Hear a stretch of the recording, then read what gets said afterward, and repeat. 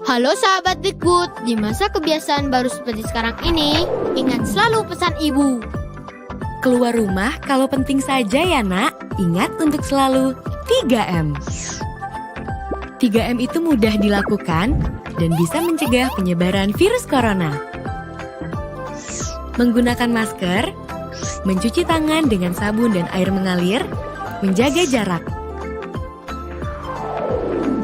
Sahabat Dikbud, kalau kamu sayang keluarga, jangan bawa virus ke rumah ya. Ingat pesan ibu, ingat 3M.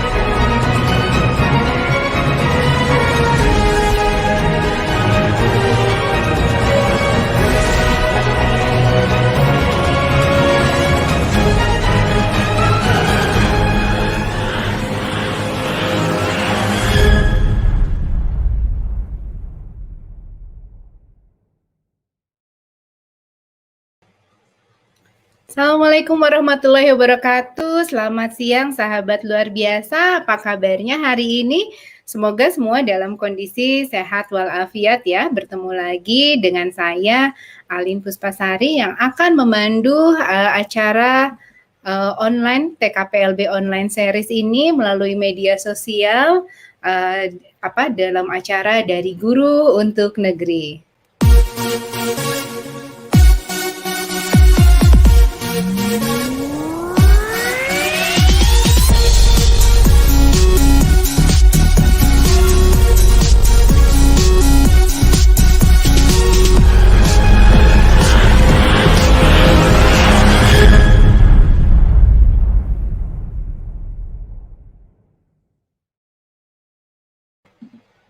Baik, sebelum memulai acara, izin saya mengingatkan kembali sahabat luar biasa untuk tetap menjaga protokol kesehatan ya, melakukan 5M, yaitu menjaga protokol kesehatan dengan mencuci tangan dengan air mengalir dan sabun, kemudian menjaga jarak dan mengenakan masker.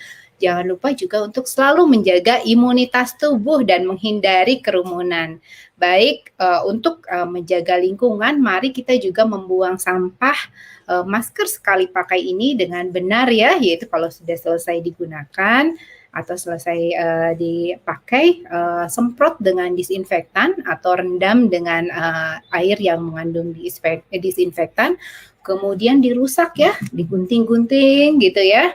Setelah itu baru dibuang ke tempat sampah khusus yang tidak bercampur dengan sampah lain. Nah, kalau sahabat luar biasa yang sedang melakukan isoman atau yang sedang terinfeksi, terpapar COVID, jangan lupa juga setelah tadi dirusak, juga diberi tanda dalam amplop berwarna merah atau diberi tanda merah ya. Dengan membuang sampah masker ini dengan benar, sahabat luar biasa juga turut menggunting atau menghentikan penyebaran siklus penyebaran COVID-19 ini. Baik, sahabat luar biasa yang sudah hadir ini dari mana saja? Silakan jangan lupa tuliskan nama, kemudian asal kabupaten kota, asal sekolah ya, supaya kita tahu sahabat luar biasa berasal dari mana. Kemudian juga jangan lupa, saya ingatkan sahabat luar biasa, untuk melakukan registrasi di fasningkom.tkplb.id agar sahabat luar biasa yang menonton acara ini juga dapat memperoleh sertifikat dari kegiatan hari ini. Nah, untuk tema minggu kelima bulan Maret ini, temanya adalah Karakter Development Series gitu ya. Untuk hari ini judulnya adalah Boosting Karakter Through Read and Write. yang akan menghadirkan narasumber kita yang sudah tidak asing lagi, yaitu Ibu Ane Gracia, dan salah seorang kepala sekolah yang mendaftar untuk kegiatan dari guru negeri ini, yaitu Ibu Andi Siti Emeralda Ria, atau biasa dipanggil Ibu Emi. Baik, sahabat luar biasa, Mbak Putri, mungkin Bu Emi dan Bu Ane bisa dinaikkan dulu. Assalamualaikum Bu Emi, selamat siang Bu Ane. Selamat siang. Waalaikumsalam, Bu. Mbak Alin. Selamat Bu siang. Ane ini sudah tidak asing lagi ya, sahabat luar biasa. Fansnya banyak nih di sahabat luar biasa P4TK TKPLB ini, banyak yang ngefans sama Bu Ane. Gimana kabarnya Bu Ane? Alhamdulillah happy. Jadi Happy. semua terkendali. Wah, semoga ya, semoga terus seperti itu. Amin. Bu Emi, apa kabarnya Bu Emi? Alhamdulillah baik, Bu Alin, Ibu Ana. Senang Gimana Bu nih? Emi. Ya, Bu Emi di Makassar kan ya? ya di Makassar. Makassar baru Iya. saja selesai hujan, makanya tadi sempat was-was juga, semoga jaring ke depannya baik. Ya, Alhamdulillah sudah berhenti. Iya, Ibu. Gimana nih kondisinya di sana? Udah kondusif ya Bu Emi ya? Ya, udah Bu. Cuman kalau untuk terkait pandemi memang kita masih daring begitu Ibu, dan belum boleh juga terlalu ngumpul-ngumpul, tetap protokol kesehatan Ibu. Ya. Baik. Sama. Iya betul ya, sama ya. Iya. Bu Ana dan Bu Emi mohon izin nanti mungkin untuk pembicara pertama nanti Bu Emi dulu, setelah itu nanti Bu Ana. Jadi saya perkenalkan dulu untuk Bu Emi ya. Untuk CV Bu Emi. Baik, sahabat luar biasa. Undang-undang sedikit kita ya dalam RPJM-nya gitu ya, mengamanatkan tentang penguatan pendidikan karakter ya. Nah, bagaimana penguatan pendidikan karakter ini diajarkan kepada anak-anak kita sejak dini. Ini Bu Emi punya praktek baik. Beliau sebagai kepala sekolah ya yang ingin membagikan tentang kekayaan pengalaman beliau, pengalaman dan praktek-praktek baiknya di sekolah, bagaimana mengajarkan pendidikan penguatan karakter ini melalui diari. Nah, sebelumnya saya ingin memperkenalkan Bu Emi terlebih dahulu. Beliau adalah kepala sekolah PG TK Areta Amata School. Kemudian beliau juga asesor Ban PAUD PNF, ke pengajar praktek guru penggerak, founder Kids Sport Club Makassar, dan seorang ibu dari 2 anak. Beliau S1 dan S2-nya di PAUD UNM ya. Kemudian S1-nya peternakan. Tapi keren banget nih pendidikan beliau membawa kepada pendidikan dunia pendidikan ya, walaupun peternakan Unhas. Nah, S1 S2-nya juga beliau mengambil PAUD juga gitu. Jadi S2-nya punya 2 gelar ya. Kemudian pendidikan non formalnya beliau sebagai dosen ya, Edmond Lecture of Montessori Learning. Jadi beliau pernah belajar tentang Montessori dan banyak lagi ya. Bu Emi ini luar biasa. Bu Emi, silakan. Ada yang mau dibagikan ya kepada sahabat luar biasa? Silakan dimulai Bu Emi. Ya, baik. Sebelumnya saya perkenalkan, salam kenal buat teman-teman sekalian. Assalamualaikum warahmatullahi wabarakatuh. Sahabat luar biasa, insan edukasi dan classmate yang saya banggakan, salam kenal dari saya. Siang ini saya akan berbagi terkait praktik baik yang sudah saya jalankan di sekolah. Dan terima kasih juga buat P4TK PLB dan Ibu Alin dan Ibu Putri, serta pendukung lainnya dari P4TK TKPLB yang sudah memberikan kepercayaan kepada saya. Baik, kita mulai saja mungkin Ibu Bu Alin. Ya, silakan Bu Emi. Silakan. Baik, ya. Ya, sekali lagi saya ibu 2 anak, saat ini menjabat sebagai kepala sekolah di PGTK Areta Mata School dan juga dapat kerjaan sampingan sebagai asesor ban PAUD dan juga baru-baru sebagai pengajar praktik guru penggerak dan juga mendirikan Kids Sport Club Makassar.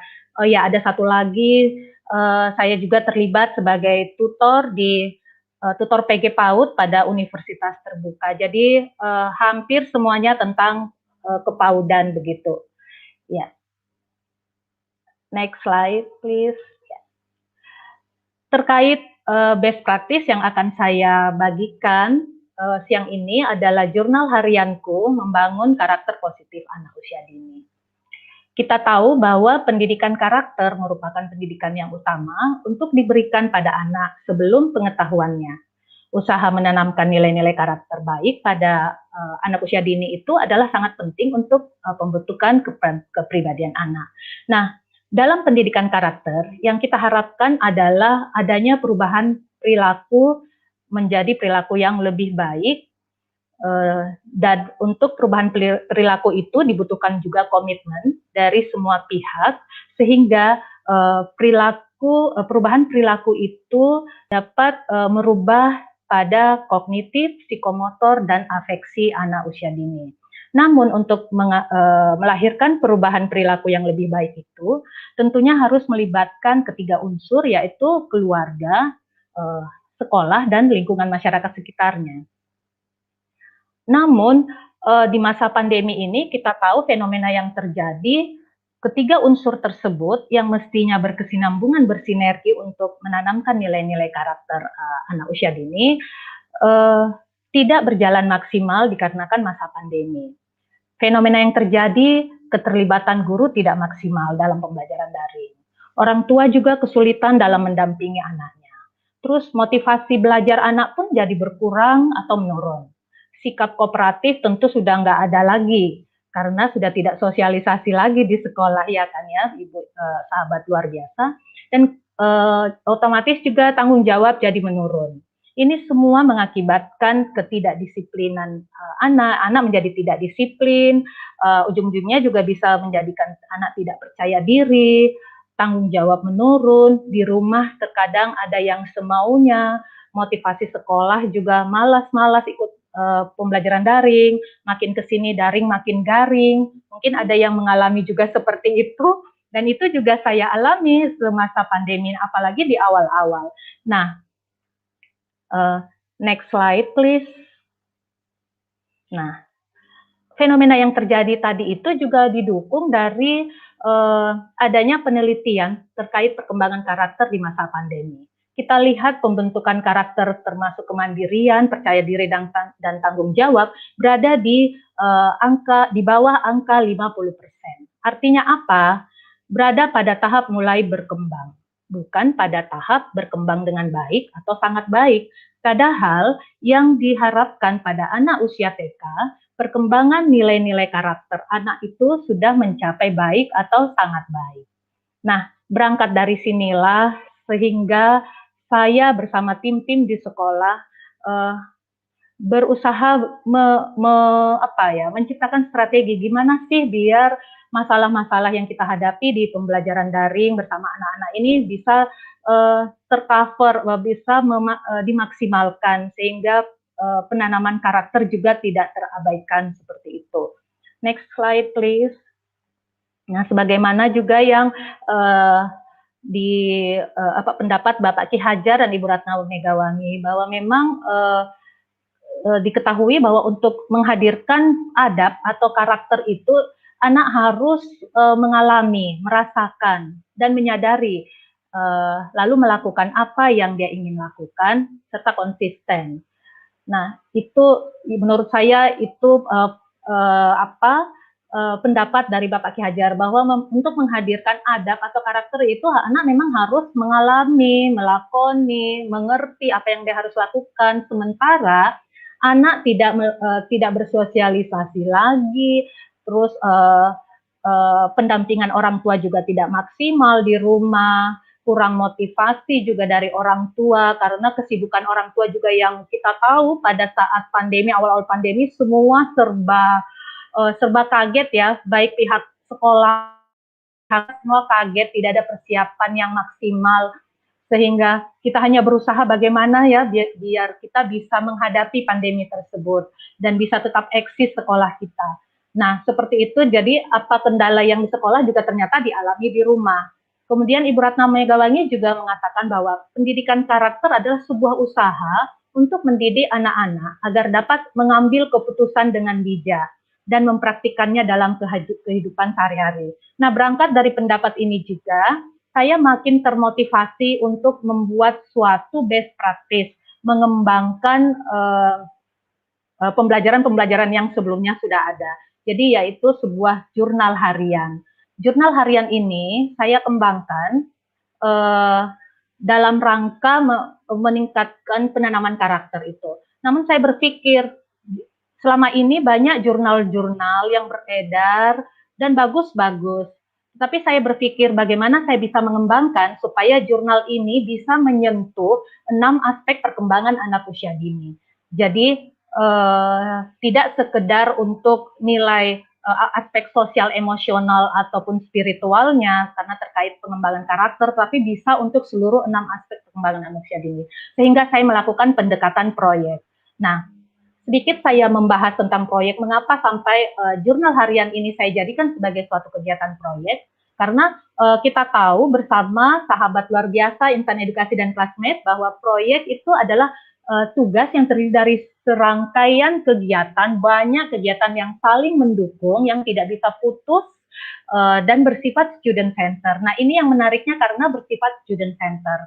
Artinya apa? Dari anak, untuk anak, oleh anak, seperti itu ya. Nah, proyek ini bisa dilakukan apakah dia berupa proyek individual ataupun kelompok, di mana bisa menggunakan objek alam atau kegiatan sehari-hari. Nah, terkait kegiatan sehari-hari, sangat berhubungan erat dengan jurnal harian. Kemudian ciri khas dari proyek adalah menghasilkan produk. Nah, kita lihat nanti produk apa yang akan dihasilkan. Next slide please, Mbak Alin. Nah, terkait proyek lagi, manfaatnya itu banyak sekali karena terdiri dari serangkaian rangkaian kegiatan. Jadi mampu melatih anak berpikir kreatif dan bekerja secara sistematis melalui tahapan-tahapan kegiatannya. Jadi mulai dari tahap awal menginisiasi tema dan sebagainya bersama dengan guru tentunya sampai ke tahapan akhir evaluasi. Nah, seperti itu. Nah, apakah dia melakukan proyek individual ataupun kelompok? Ketika dia melakukan proyek individual, itu akan melatih kemandirian dan tanggung jawab pada diri sendiri. Berarti nilai karakter akan tertanam, yaitu nilai karakter, kemandirian, dan tanggung jawab.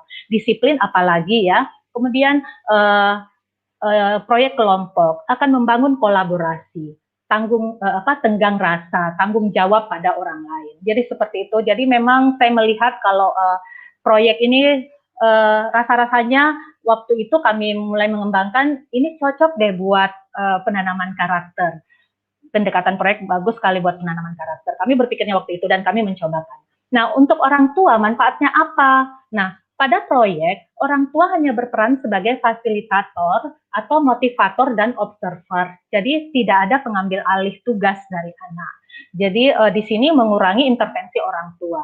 Sehingga orang tua efisien dalam waktu membersamai anak. Dan ketika orang tua berhasil menjadi motivasi, tentu itu akan mempererat attachment antara anak dan orang tua, seperti itu. Nah, untuk pendidik, apa sih manfaatnya ketika kita mengadakan pendekatan dengan proyek untuk jurnal harian ini? Nah, saya melihat saat itu waktu kita rancang-rancang proyek jurnal harian ini, di situ mendorong pendidik untuk kreatif merancang kegiatan main serta lebih efisien dalam bekerja, terutama dalam menyusun RPP-nya, tidak terlalu menyita waktu seperti itu. Ya, next slide please.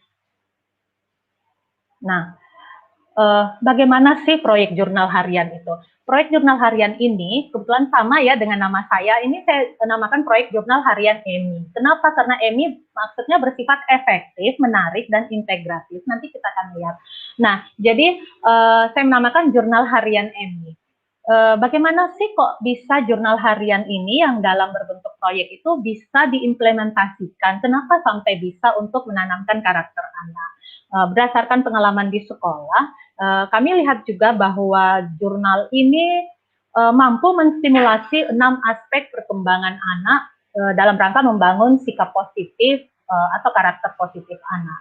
Jadi di situ ada nanti tujuan pembelajaran. Kemudian setelah menstimulasi itu, anak akan memiliki beberapa tahapan kegiatan. Jadi anak akan melalui tahapan kegiatan itu. Nah, di tahapan kegiatan ini memungkinkan terjadi pengulangan dalam setiap tahapannya. Karena kita tahu ada jurnal pagi, siang, malam. Jadi cara kerjanya sama sehingga terjadi pengulangan di pagi, siang, dan malam. Nah, pengulangan-pengulangan ini merupakan hal yang istimewa buat anak untuk mendapatkan pengalaman belajar yang lebih bermakna lagi karena anak mengulangi seperti itu. Jadi merupakan suatu pembiasaan.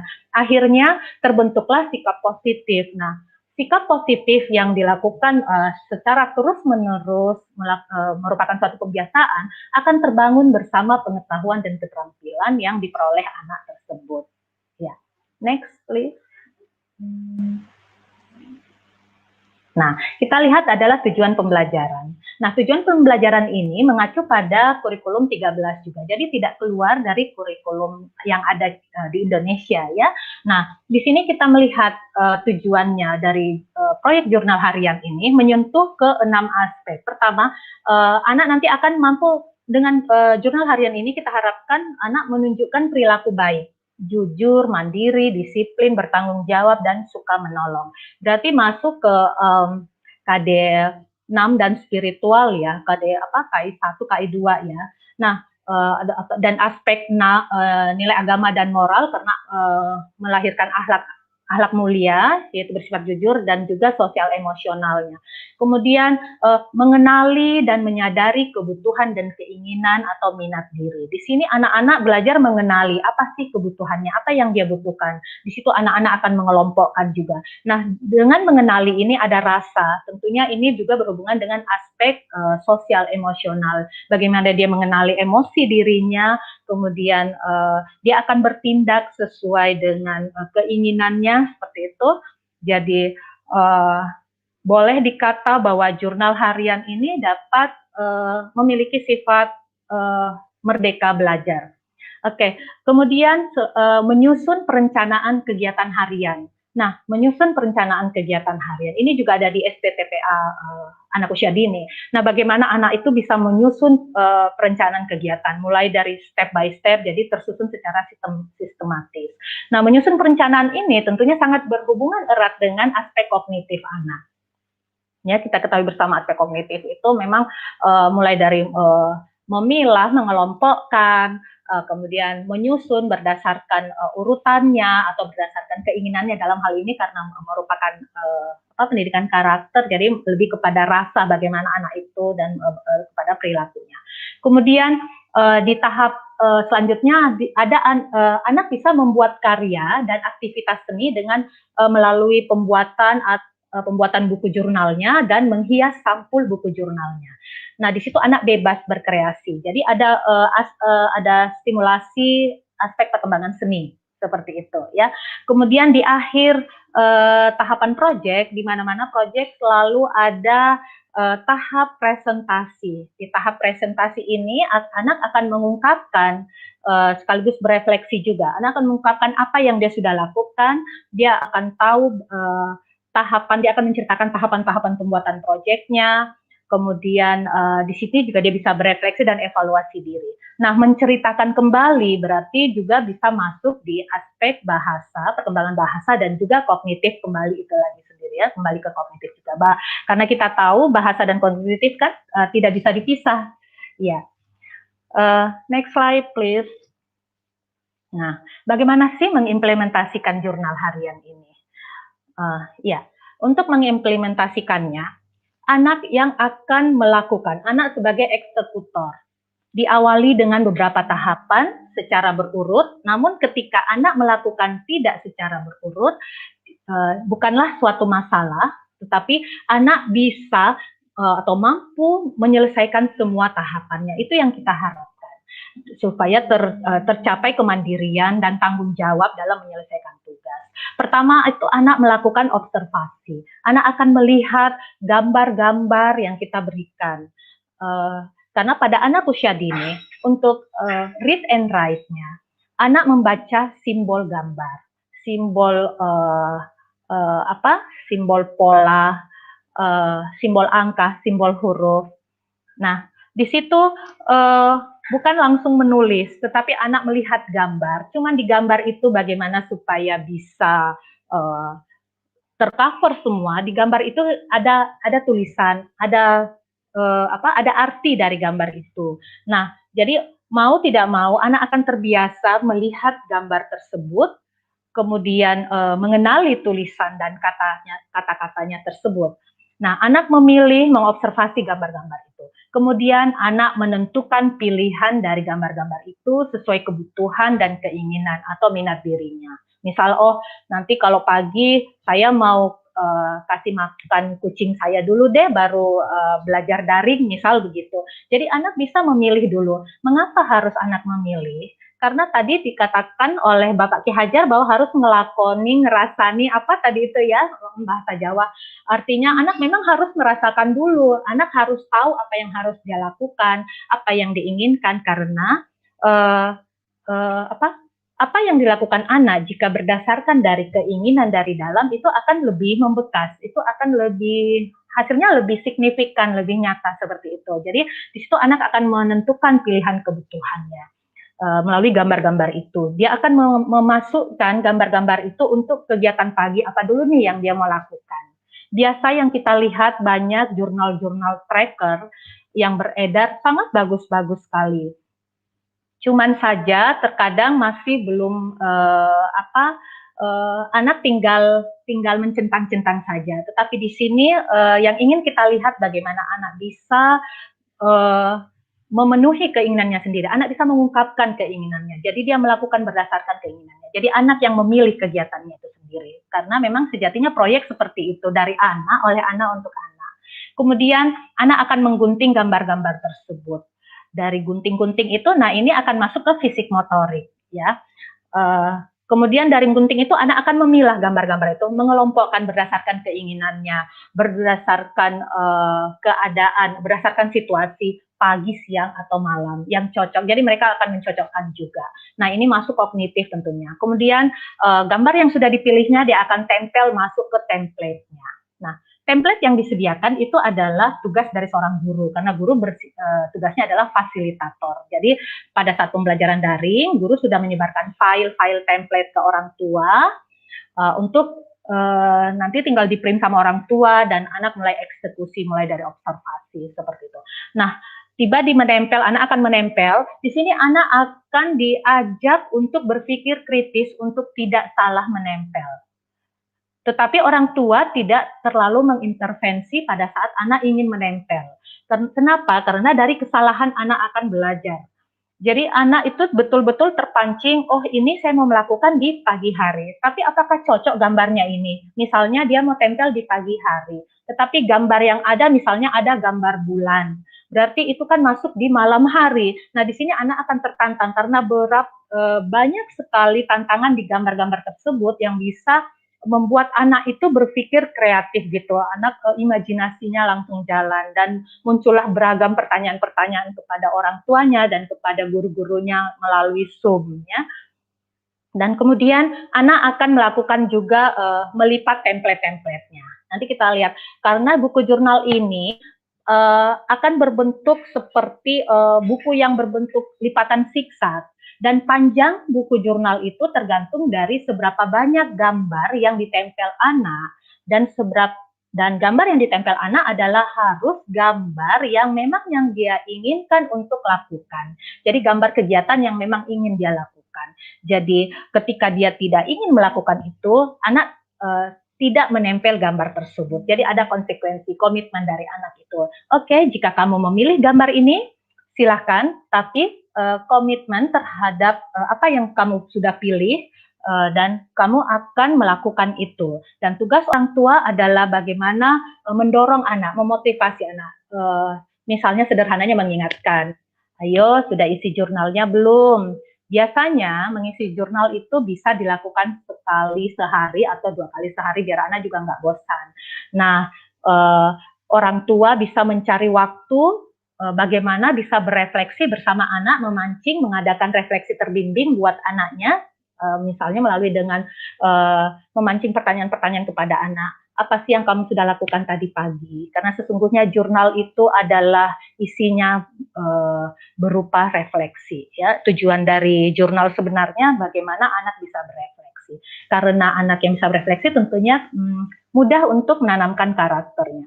Kemudian setelah melipat template-template pada sampulnya, anak akan menghias atau mengisi. Terserah anak mau ngapain itu sampulnya, apakah dia mau gambar, mau warnai dan sebagainya sesuai keinginan hati. Jadi sekali lagi memang di jurnal ini kita tekankan apa yang membuat anak bahagia. Anak mengerjakan kegiatan sesuai keinginannya.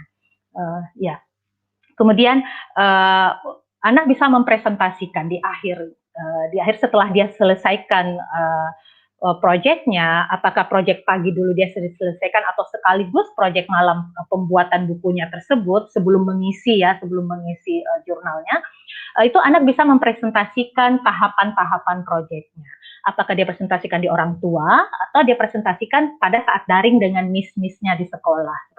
Dan itu berdasarkan pengalaman kami di sekolah, anak sangat senang mempresentasikan, bahkan seperti merasa ini loh saya punya, saya bagus, katanya gitu namanya juga anak-anak. Jadi mereka senang menampilkan karyanya. Ada juga memang yang masih malu-malu. Nah, tugas kita sebagai guru bagaimana supaya anak tidak malu-malu, dan di rumah juga orang tua selalu kami memberikan juga motivasi kepada orang tua bagaimana supaya anak di rumah juga tetap termotivasi untuk senang belajar seperti itu. Jadi dengan jurnalnya ini, anak testimoni orang tua mengatakan dengan jurnalnya ini anak memiliki media yang memancing anak untuk selalu berkegiatan seperti itu. Dan alhamdulillah itu berjalan boleh kita katakan berjalan dengan baik selama ini, dan akan kami teruskan nanti meskipun setelah pandemi. Kemudian setelah presentasi, orang tua juga bisa mengajak anak berefleksi di waktu-waktu tertentu dalam setiap hari. Misalnya sebelum tidur, orang tua dapat mengajak anak berefleksi, apa sih yang kamu sudah lakukan? Karena di halaman terakhir buku jurnal itu akan ada juga gambar-gambar aku suka menolong. Dan anak akan memilih di gambar tersebut sesuai apa yang sudah dia lakukan terkait dengan karakter suka menolong. Misalnya dia menolong menjemur pakaiannya bundanya. Dia akan melihat gambar itu, lalu dia pilih angka berapa yang ada di gambar tersebut. Ya, lalu dia nanti mengisilah jurnalnya seperti itu. Ditanya, kenapa kamu melakukan? Jadi pentingnya peranan orang tua sebenarnya adalah membimbing anak untuk selalu berefleksi. Ya. Dan buku jurnal ini juga akan digunakan setiap hari. Nah, kita akan lihat ini model jurnal harian Emi ini. Nah, ada di kolom pertama, ini ada beberapa template. Template ini terpisah-pisah seukuran kertas A4, dan itu akan anak nanti koneksikan, menempel-nempelnya, sehingga nanti akan ditekuk-tekuk membentuk buku siksak. Seperti itu. Dan di buku jurnal ini juga diberikan instruksi kepada orang tua agar orang tua tahu cara kerjanya seperti apa dalam membimbing anaknya. Kemudian anak ini ada yang paling bawah ada template gambar-gambar. Nah, gambar-gambar inilah yang akan diobservasi oleh anak itu, lalu anak itu memilih dan menggunting-gunting. Gambar ini bebas kita searching di internet, cari yang free aja, gambar-gambar yang free, image free.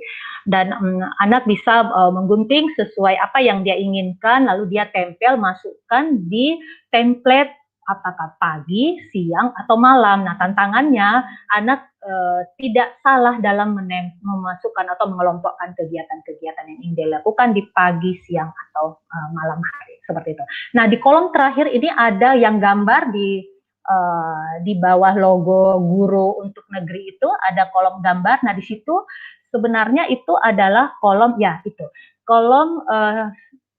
untuk melihat karakter suka menolong. Di situ pertanyaannya adalah, sudahkah kamu menolong hari ini? Nah, di situ gambar-gambarnya ada angka tertera, angka 1, gambar apa itu ya, saya tidak terlalu apa gambarnya, angka nomor 2, nomor 3 nih ada beberapa gambar.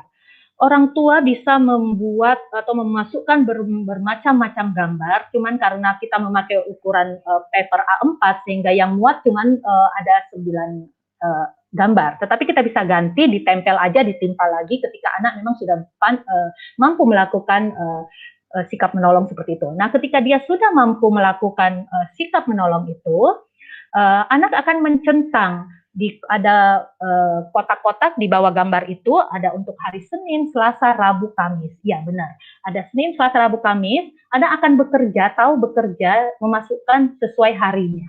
Jadi anak ini tertantang lagi, ini hari apa ya Ibu, ini hari apa Miss, gitu. Jadi anak-anak akan tahu, belajar kalender juga.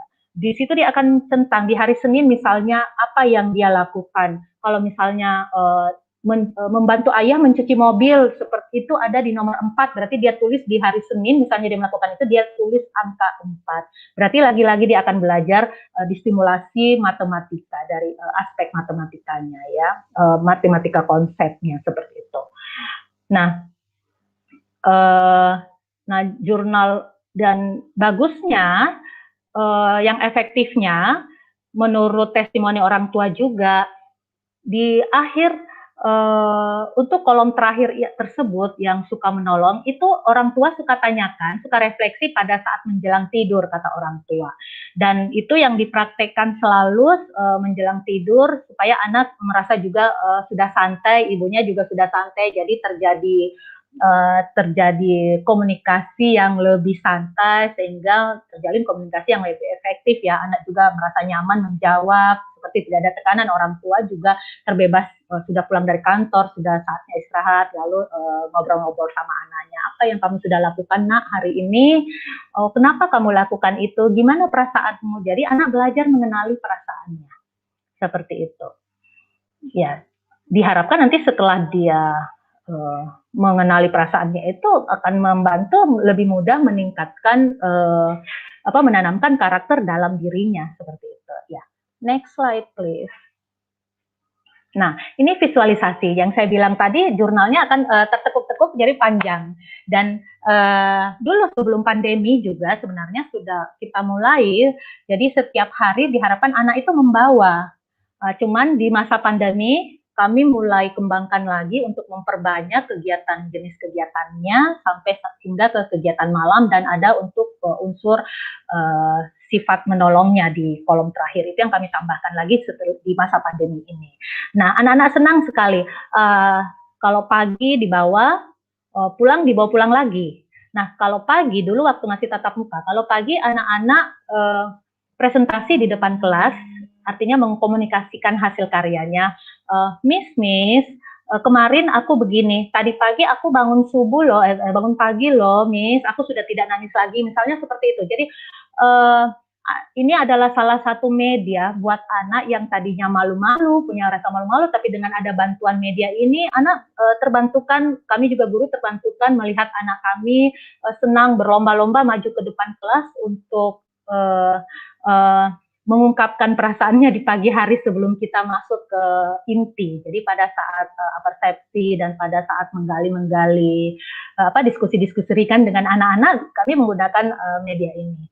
Seperti itu. Dan diharapkan juga nanti setelah usai pandemi, kita udah masuk tatap muka, semoga ya sahabat luar biasa, insan edukasi dan classmate, pada saat tatap muka nanti, ini juga saya harapkan anak-anak kami, murid-murid kami di rumah juga tetap akan menggunakan buku jurnalnya ini dan membawanya setiap hari ke sekolah. Kalaupun misalnya sudah hancur anak-anak akan bisa membuatnya.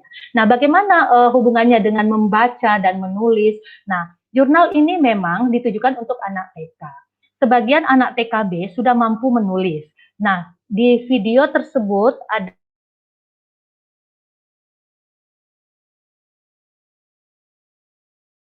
di gambar tersebut ada kata-kata, dia menirukan kembali. Dari situ dia akan terbiasa melihat. Jadi terbiasa melihat bentuk hurufnya, lalu dia tirukan kembali dan dia maknai bahwa oh ini tulisan ini maksudnya misalnya ada gambar tidur, tertulis tidur. Dan dia akan menempel di jurnalnya itu menggunakan sticky note. Untuk anak yang sudah mampu menulis, dia akan menggunakan sticky note, dia tempel di setiap kolom yang untuk kegiatan yang dia lakukan. Jika dia tidak melakukan kegiatan itu, nah tuh di video ada gambar sticky note. Jika dia tidak melakukan kegiatan itu, anak diajarkan untuk tidak mengisi lingkaran-lingkarannya dan tidak menuliskan apa yang sudah dia lakukan. Kalaupun dia ingin menulis, dia akan menuliskan bahwa saya belum melakukan, misalnya saya belum tidur atau saya belum makan sayur misalnya. Nah, jadi di sini secara tidak dipaksa anak diajarkan untuk berbuat jujur. Jadi untuk menanamkan sifat karakter jujur. Jadi anak tidak akan mengisi bulatan-bulatan pada jurnalnya untuk gambar yang sudah dia tempel, yang dia tidak komitmen untuk lakukan pada hari itu. Jadi dia skip. Nanti dilihat lagi untuk gambar yang sudah dia lakukan. Di situ anak bisa melingkari, mewarnai sesuai warna yang dia suka. Dan lebih jauh untuk anak TKB yang sudah bisa menulis, dia akan tertantang untuk menulis apa yang dia sudah lakukan. Seperti pada video anak ini, dia menulis. Awalnya dia meniru saja tulisannya. Lambat laun dia bisa, dia tahu. Dia mengkoneksikan suku kata antar suku kata menjadi kata. Kemudian dia presentasikan. Ini kiriman dari orang tua video-videonya. Kami agak susah mengumpulkan semua videonya secara lengkap karena agak susah juga mengambil video-video dari orang tua karena kesibukan orang tua. Jadi mereka kirim apa yang sempat mereka videokan seperti itu. Ya, next slide please. Ya, terakhir saya mau bilang bahwa pendidikan karakter merupakan pendidikan yang utama untuk diberikan pada anak sebelum pengetahuannya. Dibutuhkan strategi dan komitmen orang tua. Pada pembangunan karakter dapat dimulai dari hal-hal yang sederhana dalam kehidupan anak.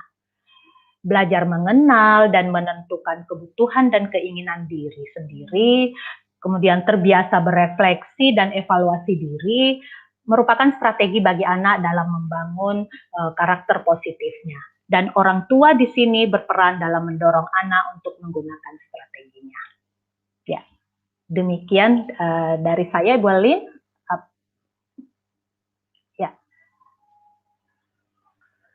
Halo. Baik, Bu Emi, Ya. menarik sekali ya jurnal harian Emi ini ya, efektif, Ya. menarik dan interaktif gitu ya. Integratif. Nah, kebetulan ya. juga sama dengan Bu Emi. Iya, kebetulan sekali, Bu. Kebetulan sama. Ini jurnalnya sudah dilakukan sejak kapan, Bu Emi? Dari 2010. Cuman belum selengkap. 2010, Ya, artinya belum sudah selengkap 10 yang tahun ya? 2010, Bu. Dari tahun 2010. Iya, dari tahun 2010 artinya sudah 10 tahun. Sudah 10 tahun kan jurnal ini di Oh iya ya, saya jadi lupa. Saking selalunya terbiasa dengan itu, iya benar. Iya betul kan. Nah iya. kemudian selama masa pandemik ini, ya, saya dikembangkan lagi ya. Ya. Nah yang tadi yang mengeprint gambar-gambarnya itu siapa? Orang tua atau dari sekolah? Ada yang orang tua, ada sekolah. Jadi kita lihat, kita kan diagnostik pertama, orang tua yang misalnya tidak memiliki perangkat elektronik, itu kita printkan lalu dibawakan ke rumahnya. Oh iya sekali ya. Kemudian kalau misalnya ini kan tadi juga selain anak anak juga diberikan kesempatan untuk memilih, ya kan? Ya, betul. Apa yang dia suka lakukan gitu ya. Kalau saya lihat ada juga kan yang sekolah itu misalkan menjadwalkan walaupun sedang PJJ ya, dijadwalkan pagi harus ini dulu, siang harus ini dulu gitu. Kadang kan kemauan anak nggak seperti itu. Kadang misalnya enggak, aku bangun tidur mau pegang kucing dulu gitu. Aku bangun tidur mau ini dulu sebelum mandi gitu. Nah ini tapi kalau di sini anak benar-benar diberikan pilihan ya. Iya betul. Jadi jurnalnya ini merupakan tugas mandiri anak di rumah. Jadi di luar dari waktu Zoom-nya, Ibu Alin. Jadi gitu. Karena Zoom cuma 3 kali seminggu. supaya Iya, iya, iya. anak punya kegiatan, punya banyak rangkaian kegiatan, biar anak terlepas dari gadget, kata bunda-bundanya. Nah, anak diberikanlah seperti itu. Jadi ada medianya buat dia bisa berkreasi sekaligus untuk menanamkan karakter baik. Iya, betul. Dan presentasinya itu berapa minggu sekali? Seminggu sekali di setiap hari Jumat. Oh, jadi setiap hari Jumat mereka Iya. mempresentasikan apa yang sudah mereka lakukan Iya. sehari-hari dari Senin sampai Iya. Kamis ya. Untuk proyek jurnalnya ya Bu Alin, karena kan bukan cuman jurnal itu yang dia lakukan anak-anak, karena tetap juga kita tematik ya Bu Alin, tetapi tetap kita menyesuaikan dengan situasi krusial di rumah seperti apa. Jadi padat tidaknya kegiatannya anak itu tetap guru harus pandai-pandai melihat, menyusun kegiatan anak. Dan untuk proyek jurnal ini sebenarnya even cuman jurnal ini aja yang dia lakukan itu sudah mencakup juga semua aspek perkembangan ya. Semua aspek ya pada tahap mereka membuat jurnalnya itu kan.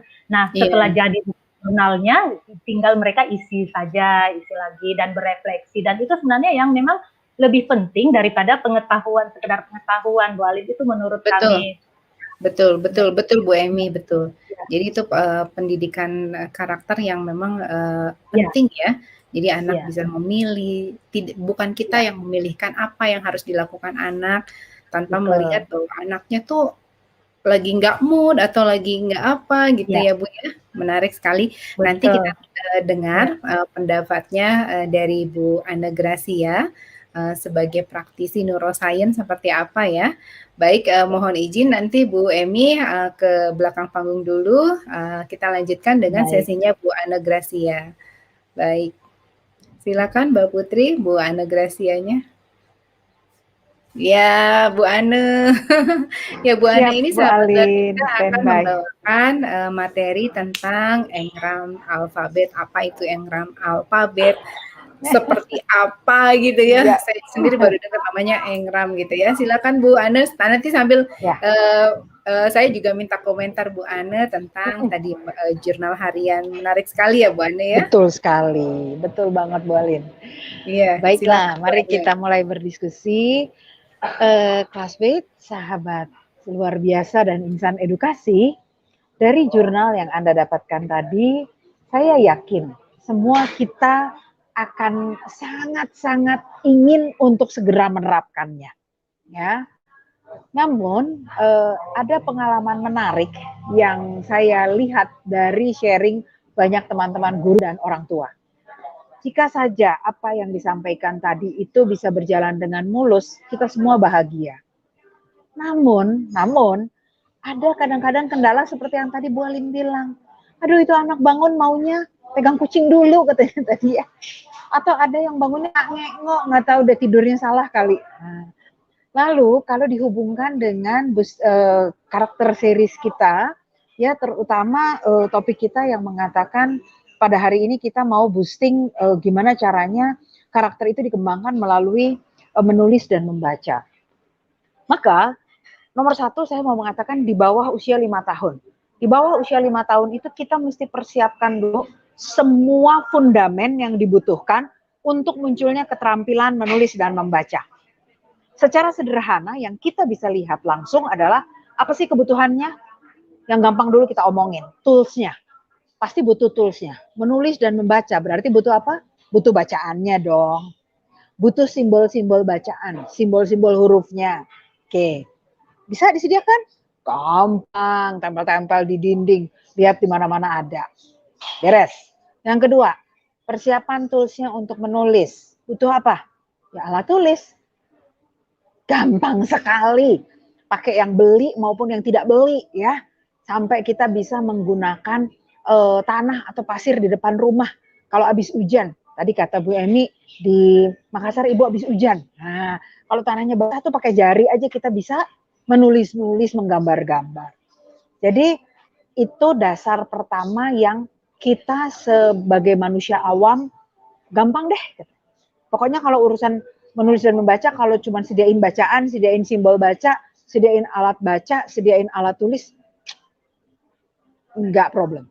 Nah, lalu apa persiapan lain yang dibutuhkan supaya dari dalam anak, nih, bolak-balik nih saya dengar tadi dalam paparannya Bu Emi, itu sebaiknya hadir dari kemauan, keinginan dari dalam anak. Apakah kemauan atau keinginan bisa ditancap pakai USB? Nggak bisa. Kita udah denger tuh analogi itu, beratus-ratus webinar, beribu-ribu pembicara semua udah ngomong. Nggak bisa pakai USB ditancap di hidung apa di kuping gitu ya. Nggak bisa. Harus bagaimana? Oke, semua seminar-seminar yang Anda ikuti, ditambah selama pandemi ini banyak kegiatan daringnya, pasti Anda sudah dengar. Anak mencontoh. Keren. Ya, classmate, insan edukasi dan sahabat luar biasa, Anda pasti sudah sangat terampil. Ya, kita setahun loh berinteraksi daring seperti gini, banyak bahan saya belajar lewat berbagai media ini. Apa tadi? Ayo ingat nggak? Nah, itu menarik tuh. Itu menarik sekali. Waktu saya tanya, ayo ingat nggak? Ternyata bukan cuma masalah mesti datang dari kemauan anak yang dia dapat dari meniru, tapi juga dia mesti ingat. Lah kalau sedikit-sedikit lupa, ketemu anak umur 2-3 tahun, baru juga dibilangin. Ini apa nak? Kipas. Kipas ya sayang ya. Kipas, hati-hati ya, kipas. Ini apa sayang? Aduh, serasa 5 detik. Yang lama sekali dalam hidup kita menantikan dia ngomong kipas. Bahkan kadang-kadang beberapa orang tua atau guru nggak sabar. Apalagi guru, ya. Kalau lagi luring, lagi di kelas, yang ngantri anaknya udah banyak buat diajarin. Kipas, udah gemes aja kita ya. Kipas. Oh, suaranya kita udah makin pendek tuh. Ternyata memori itu juga nggak bisa kita utak-atik. Itu punya kerjaannya otak. Nah, pertanyaan kita jadinya gimana caranya dong kita bisa membuat hal-hal tersebut muncul dari anak. Nah, Bapak Ibu rekan sekalian, sahabat luar biasa, insan edukasi dan classmate. Hari ini saya mengajak Anda untuk berkenalan dengan sebuah aktivitas yang akan melakukan stimulus di level paling dasar. Jadi ini persiapan paling bawah supaya kegiatan jurnal EMI tadi bisa mulus diselenggarakan. Kita nggak pakai deg-degan, nggak pakai naik tensi untuk mendorong anak melaksanakan aktivitas proyeknya. Nah, basicnya, yuk saya minta tolong Mbak Putri ya untuk menaikkan satu slide saja. Kita hemat aja dulu slide-nya, satu aja. Di mana slide ini pasti sahabat semua, teman-teman pembelajar ingat, itu ada gambar segitiga. Udah sering banget ketemu ya.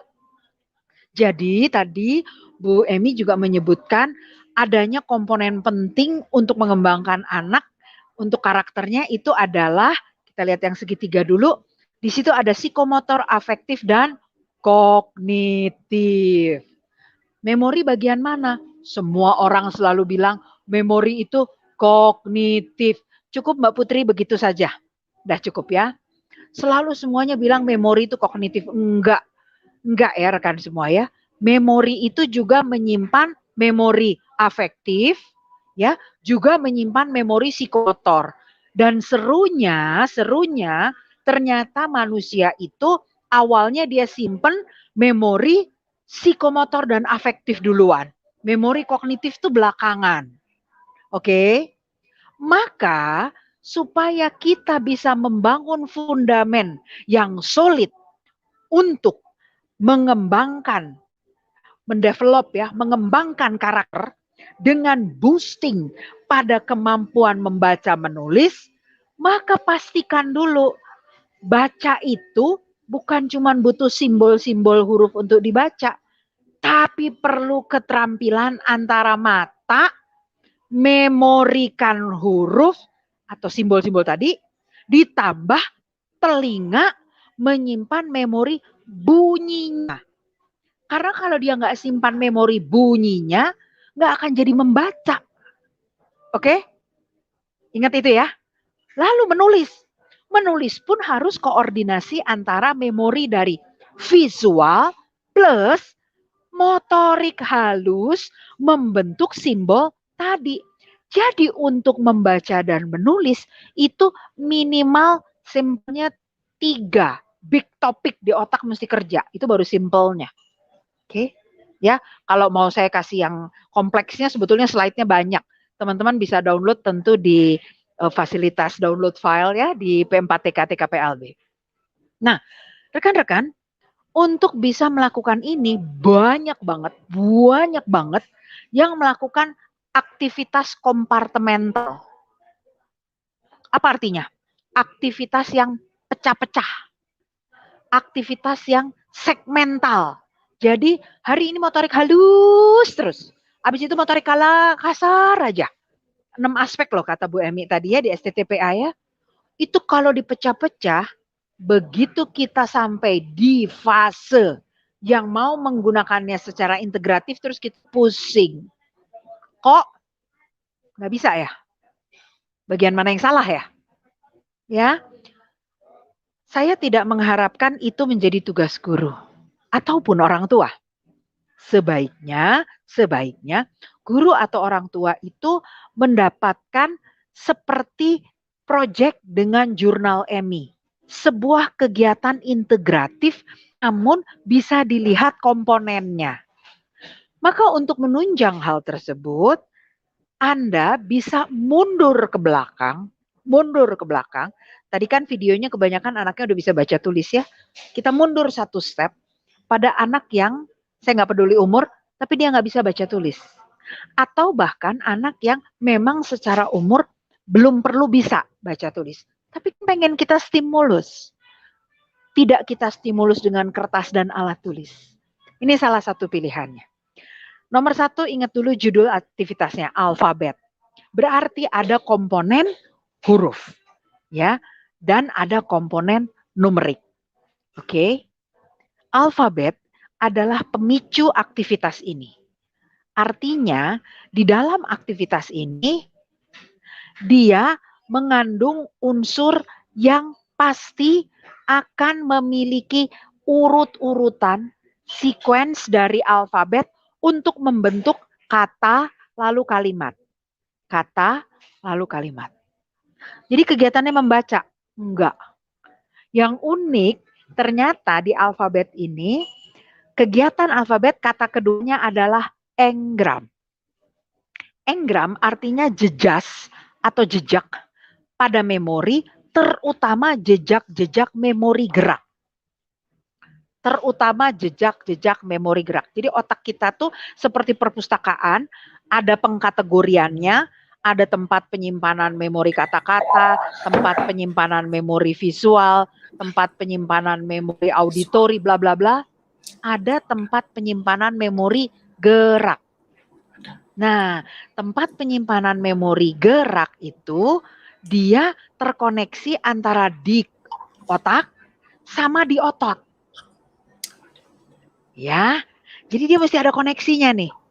Saya senang sekali loh ngelihat Bapak kita yang JBL pinter sekali menggambarkan gerakannya. Di otak sama di otot. Nah, rekan-rekan, alfabet engram mengandung unsur kinestetik. Jadi aktivitasnya bukan menulis membaca tapi bergerak. Komponen yang diutamakan lewat aktivitas ini kalau kita setarakan, dia jadi mirip kegiatan senam. Tapi mirip aja. Di mana bedanya? Kalau teman-teman bisa melihat gambaran yang seperti diagram alur di kiri, kuning, biru, merah, itu bacanya dari bawah. Kalau untuk kemampuan sampai dengan senam, itu dia akan berhenti sampai di tahap memori gerak. Titik. Kita misalnya melakukan aktivitas senam. Setelah kita 10 kali ikut, entah itu senam pakai berdansa, poco-poco, aerobik, atau itu senam dalam kegiatan senam kesegaran jasmani, atau apa saja jenisnya, yang biasanya punya pola, punya urutan gerak, maka saat pola itu terekam memori, otak kita berhenti belajar. Ya, otak berhenti belajar. Kalau di alfabet engram kinestetik, uniknya dia tidak berhenti di sana. Namun, unsur gerak dari setiap huruf akan direkam, masuk dulu di bagian short term memory, kemudian sama seperti senam atau kegiatan silat atau kegiatan bela diri apapun ya, dia bisa simpan ke long term memory. Kalau dia simpan ke long term memory, suatu saat kita butuh, kita ingat, kita keluarin. Tapi kalau tidak ada stimulus yang khusus memanggil long term memory itu, maka kita bekerjanya pakai jenis memori terakhir, automation. Nah, kalau kita udah pakai automation, itu kita tidak lagi fase belajar. Tidak lagi fase berpikir. Tapi sudah kembali ke refleks. Kita nggak harapkan ini terjadi pada manusia. Manusia adalah pembelajar sepanjang hayat. Itulah dasar pemikiran dibuatnya alfabet engram kinestetik. Di sini, kalau kita menantang menyebutkan nama ane. Komponennya adalah A, N, E. Kalau saya mau menyebutkan, nah, Fajrus, ya, komponennya menjadi F, A, J, R, U, S. Nah, setiap huruf itu diberi satu gerakan. Alfabet engram kinestetik punya berbagai variasi. Jadi jenis kegiatan huruf-huruf ini adalah yang ditampilkan yang dasar, yang basic. Tapi sebetulnya ada A dengan cara gerak lain yang lebih menantang keseimbangan. Ada juga A untuk yang punya kebutuhan khusus, tidak bisa berdiri atau punya kesulitan keseimbangan. Kita lihat hanya yang dasar dulu aja ya. Huruf A, tangan diangkat lurus ke depan, lalu ditekuk pada siku 90 derajat. Ya, sehingga terjadilah kendali pada otot 90 derajat.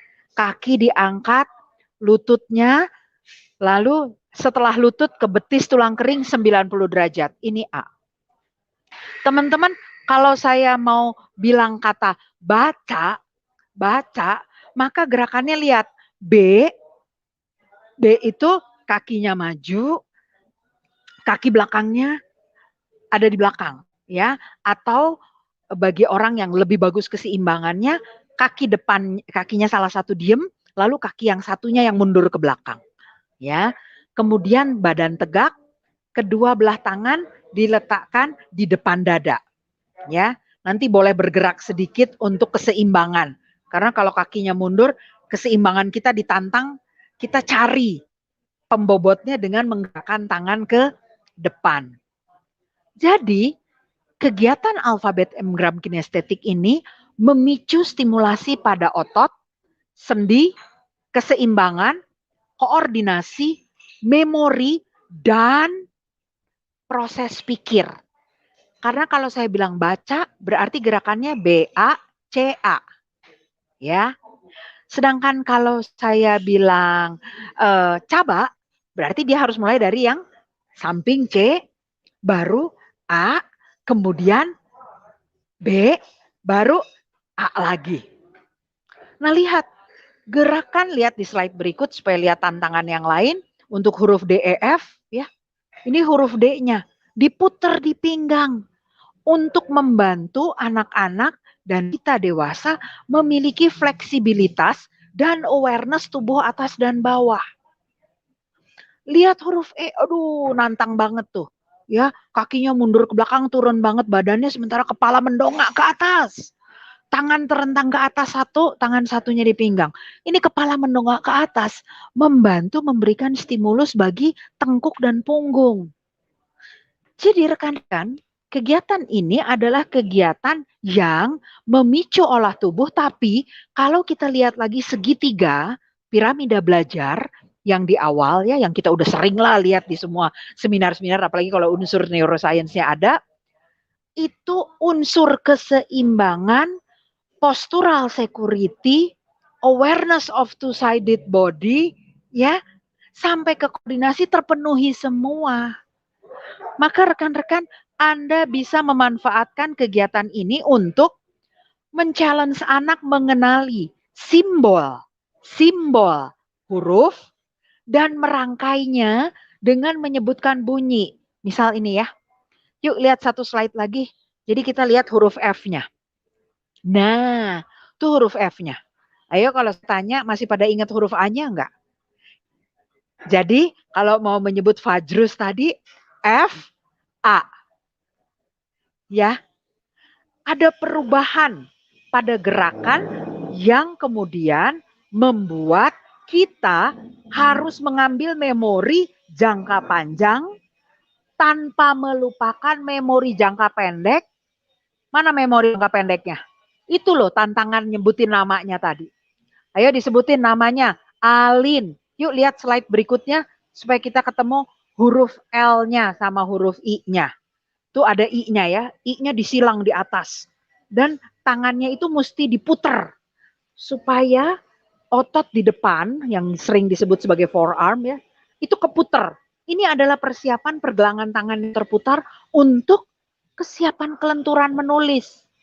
Jadi lewat aktivitas ini kita sudah mempersiapkan stimulus untuk berbagai otot penting sekaligus untuk motorik kasar, dan motorik kasarnya itu menantang, ingat, 2 fundamen penting yang membuat anak tenang dan terkendali perilakunya supaya karakternya bagus, yaitu keseimbangan dan koordinasi.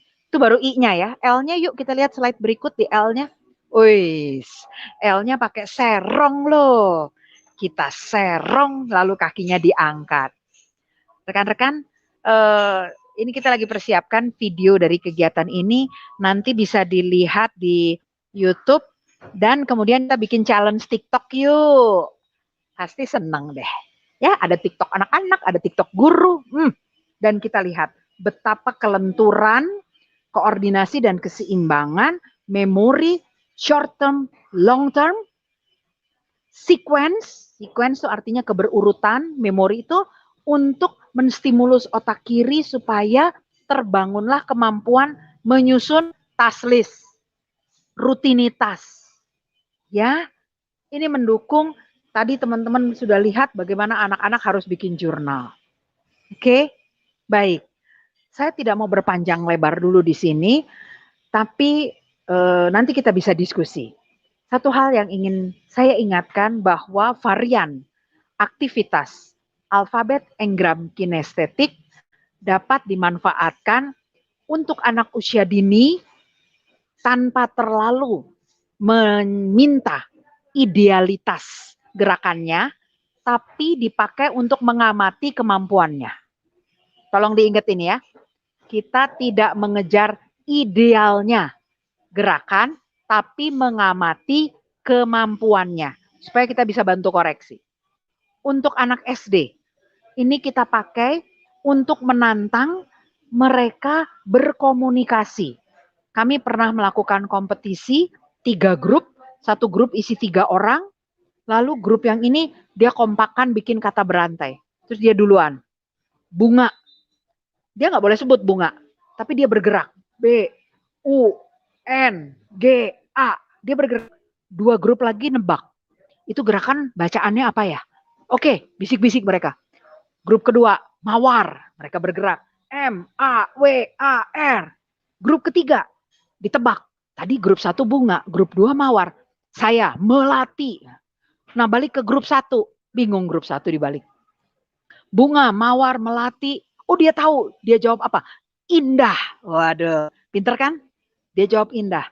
Balik ke grup kedua. Grup keduanya bikin apa? Udah bunga, mawar, melati, indah. Dia bikin di taman.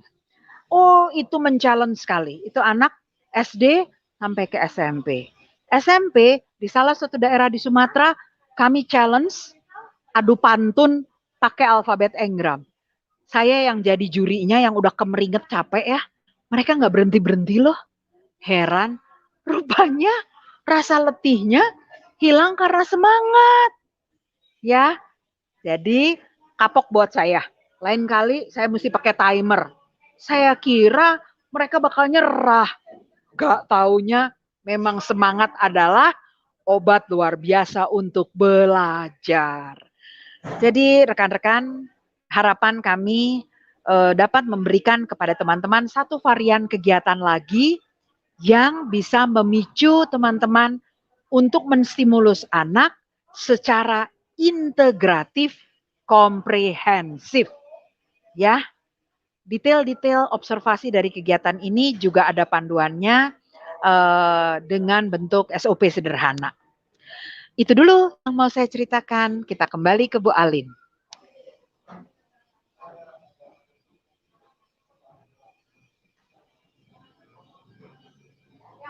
Keren banget ya sahabat luar biasa ya. Ilmu yang kita peroleh hari ini tadi ada gerakan Engram.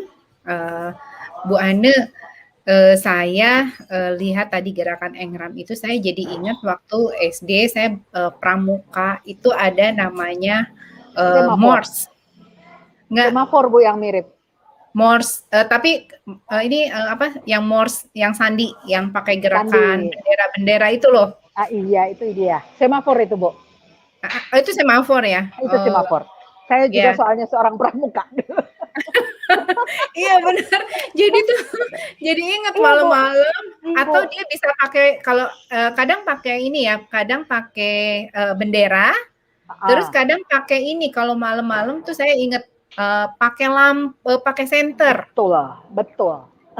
Jadi gerakannya pakai senter dan itu kita mesti ingat itu yang mana ya? Ini gerakannya apa ya? Apa BPC? Terus kita nyusun kalimat itu waktu SD. Tapi tadi gerakan Engram ini lebih ini ya. Jadi dari mulai atas sampai bawah gerakannya memang ada gerakannya. Ya. Dan itu bisa diperkenalkan kepada anak walaupun dia sebelum usia 5 tahun gitu bisa. Betul, ya Bu Andi ya? Bisa. Nanti beberapa anak tidak sanggup untuk misalnya berdiri terlalu lama, ngangkat sakit terlalu lama, itu memberikan kita info kan, oh dia masih punya kendala. Masih ada seri yang sambil duduk Bu Alin.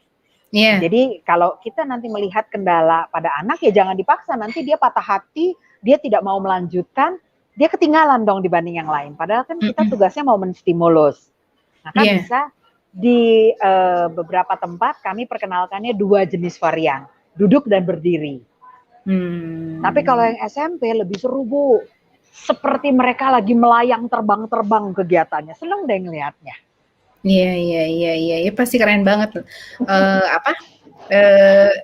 Seru banget gitu ya kalau misalkan ini ya, kalau misalkan itu dipraktekkan Bu Ane.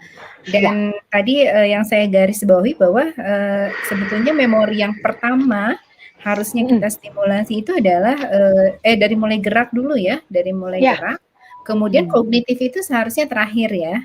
Dia akan mengikuti terakhir dengan sendirinya Bu. Mengikuti dengan sendirinya. Jadi jadi nanti dengan kita perkenalkan dulu dengan bahasa reseptifnya.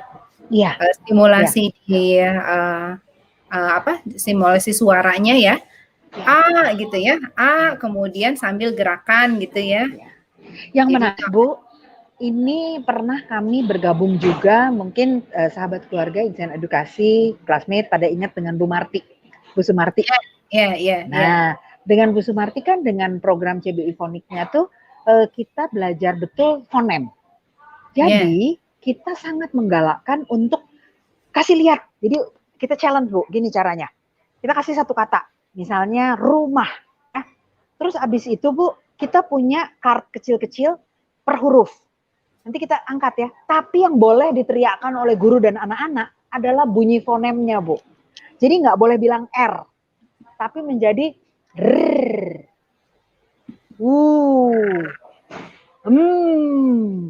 Ah. Jadi kalau dia bilang, misalnya dia mau sebutkan badan, Ah. Jadi bagus Bu, anak-anak itu semua bunyi serempak sambil badannya bergerak. Aduh, itu indahnya Bu, memorinya, kognitifnya tercapai semua. Iya. Mbak Putri, Bu Emi bisa dinaikkan juga. Nah,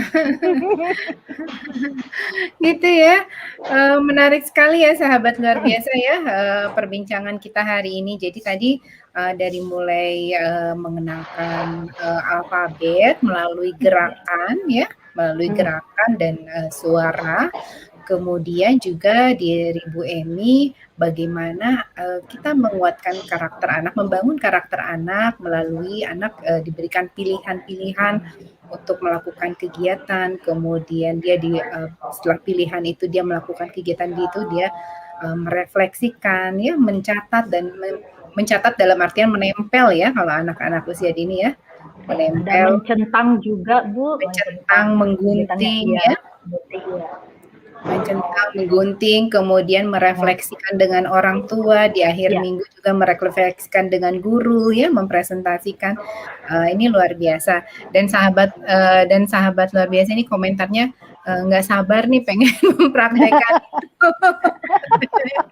Yuk, soalnya ada TikTok kan kita bisa interaksi. Menarik sekali Bu Ana. Dan bisa di jurnal Bu Emi. Betul. Iya. Bu Emi Nanti bisa akan digabungkan ya. Betul Iya, ya. digabung di Jadi, jurnal. betul ya Bu ya. Jadi seperti penanaman karakter versi aktif dan pasif. Nah, kalau pasif pakai kertas, base paper, terus yang aktif kinestetik. Yes, keren sekali. Yang based on paper juga aktif sih ya sebenarnya, tapi yang aktifnya itu mungkin motorik halusnya ya. Iya. Oh ya, kalau di saya ya motorik halus. Ya, dan dia melihat, menempel, menulis ya. Iya. Yang tadi yang di gerakan-gerakan engram ini ya motorik kasar. Motorik kasar, benar. Iya. Ya, ada pertanyaan dari sahabat luar biasa ya. Boleh nggak katanya dari Bu Atika, boleh nggak izin mencontoh mirip workbook-nya? Boleh banget ya Bu ya. Justru pengen dikembangin ya. Iya, benar. Kemudian dari Ibu Sophie, luar biasa sekali Bunda Emi, mohon izin bertanya kepada Bunda Emi, bagaimana peran guru dalam menilai jurnal harian ini? Apakah dilakukan dalam bentuk laporan bernarasi atau disampaikan langsung ke orang tua secara tatap muka? Dan penilaian dari guru frekuensi waktunya berapa lama?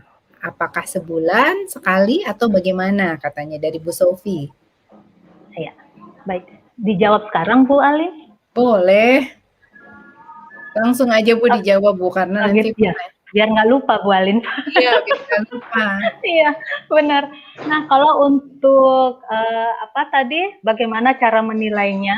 Tentunya kalau di masa pandemi, kalau yang banyak kan anak-anak melakukan di rumah karena ini adalah media pendamping anak belajar mandiri di rumah. Jadi supaya bisa orang tua melakukan penilaian, kita membantu orang tua juga, kita memberikan template penilaian, template evaluasi.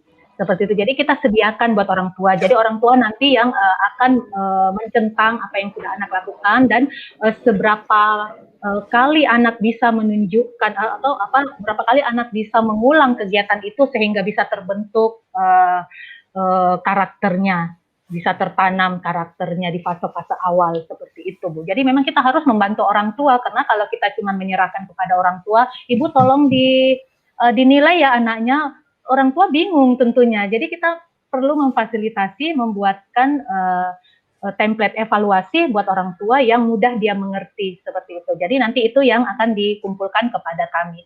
Apakah dikumpulkannya per minggu, per 2 minggu, atau sebulan sekali, kita juga tidak memaksa di pandemi ini karena itu juga kan bergantung dari seberapa seringnya anaknya mengerjakan jurnalnya itu. Iya. Dan apakah berbentuk narasi atau tidak, nanti tugas guru yang akan menarasikannya dan akan mengkomunikasikan kepada orang tua ketika melakukan parent-teacher meeting. Apakah melalui daring atau langsung di-share filenya, seperti itu. Nah, sejauh ini Bu Emi kan ini udah 10 tahun ya Bu Emi lakukan di sekolah.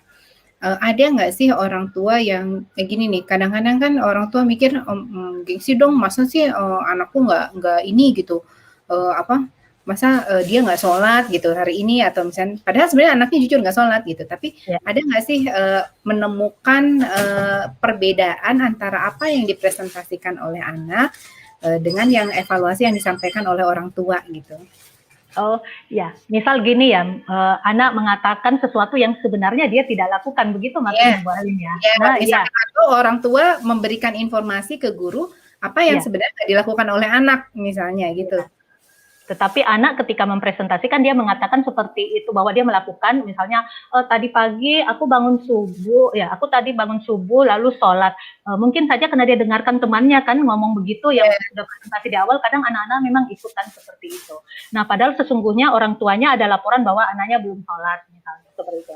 Nah bagi kami kan kita lebih percaya kepada apa yang dikatakan orang tuanya, karena orang tuanya yang melihat, dan tidak serta-merta juga laporan dari orang tua itu kita jadikan sebagai bahan yang bahwa anak itu harus gitu. Karena anak mengatakan seperti itu bisa jadi dia ada rasa malu mendengarkan temannya melakukan sementara dia tidak. Nah ini sebenarnya juga pelajaran bagi anak itu. Dia akan merasakan, ada insight mungkin dia rasa itu bahwa wah teman saya melakukan ini, kok saya tidak. Cuman dia malu mengatakan, berarti dia belum jujur kan di situ sebenarnya. Jadi orang tua memang tidak mencentang jujur gitu pada saat memberikan laporan kepada guru. Nah, tetapi dari situ untuk anak itu sendiri, anak akan belajar bahwa oh ya deh nanti saya harus lakukan supaya tidak keseringan bohong di pagi hari untuk melakukan mempresentasikan hal-hal yang dia tidak lakukan. Itu bisa saja terjadi dan pernah juga memang terjadi seperti itu. Anak kan memang penuh dengan dunia imajinasi, Mbak. Jadi kadang-kadang kita nggak bisa bilang bohong, tetapi dia berimajinasi mengatakan sesuatu yang kadang dia tidak lakukan, seperti itu. Ya. Biasanya kalau ketahuan seperti itu, guru mengoreksinya atau guru memberitahunya gimana, Bu? Kita biasanya tidak terlalu mengintervensi untuk yang seperti itu. Ketika kita tahu bahwa anaknya bohong, tentu kita tidak mengintervensi di depan teman-temannya. Tetapi kita memberikan cara lain. Misalnya kita tanya ulang, tapi di saat-saat waktu senggangnya, misalnya untuk sholatnya. Karena kan kalau anak usia TK memang untuk sholat kadang memang masih banyak ya yang belum itu. Jadi kita ya pasti lah ya gitu ya. Iya, karena itu masih tahap belajar. Ini misalnya kita ambil contoh sholat saja. Jadi biasa kita tanya, tadi pagi sholat ya? Dia bilang iya, misalnya gitu. Iya, oh sama siapa? Sama ibu. Ternyata kan misalnya tidak.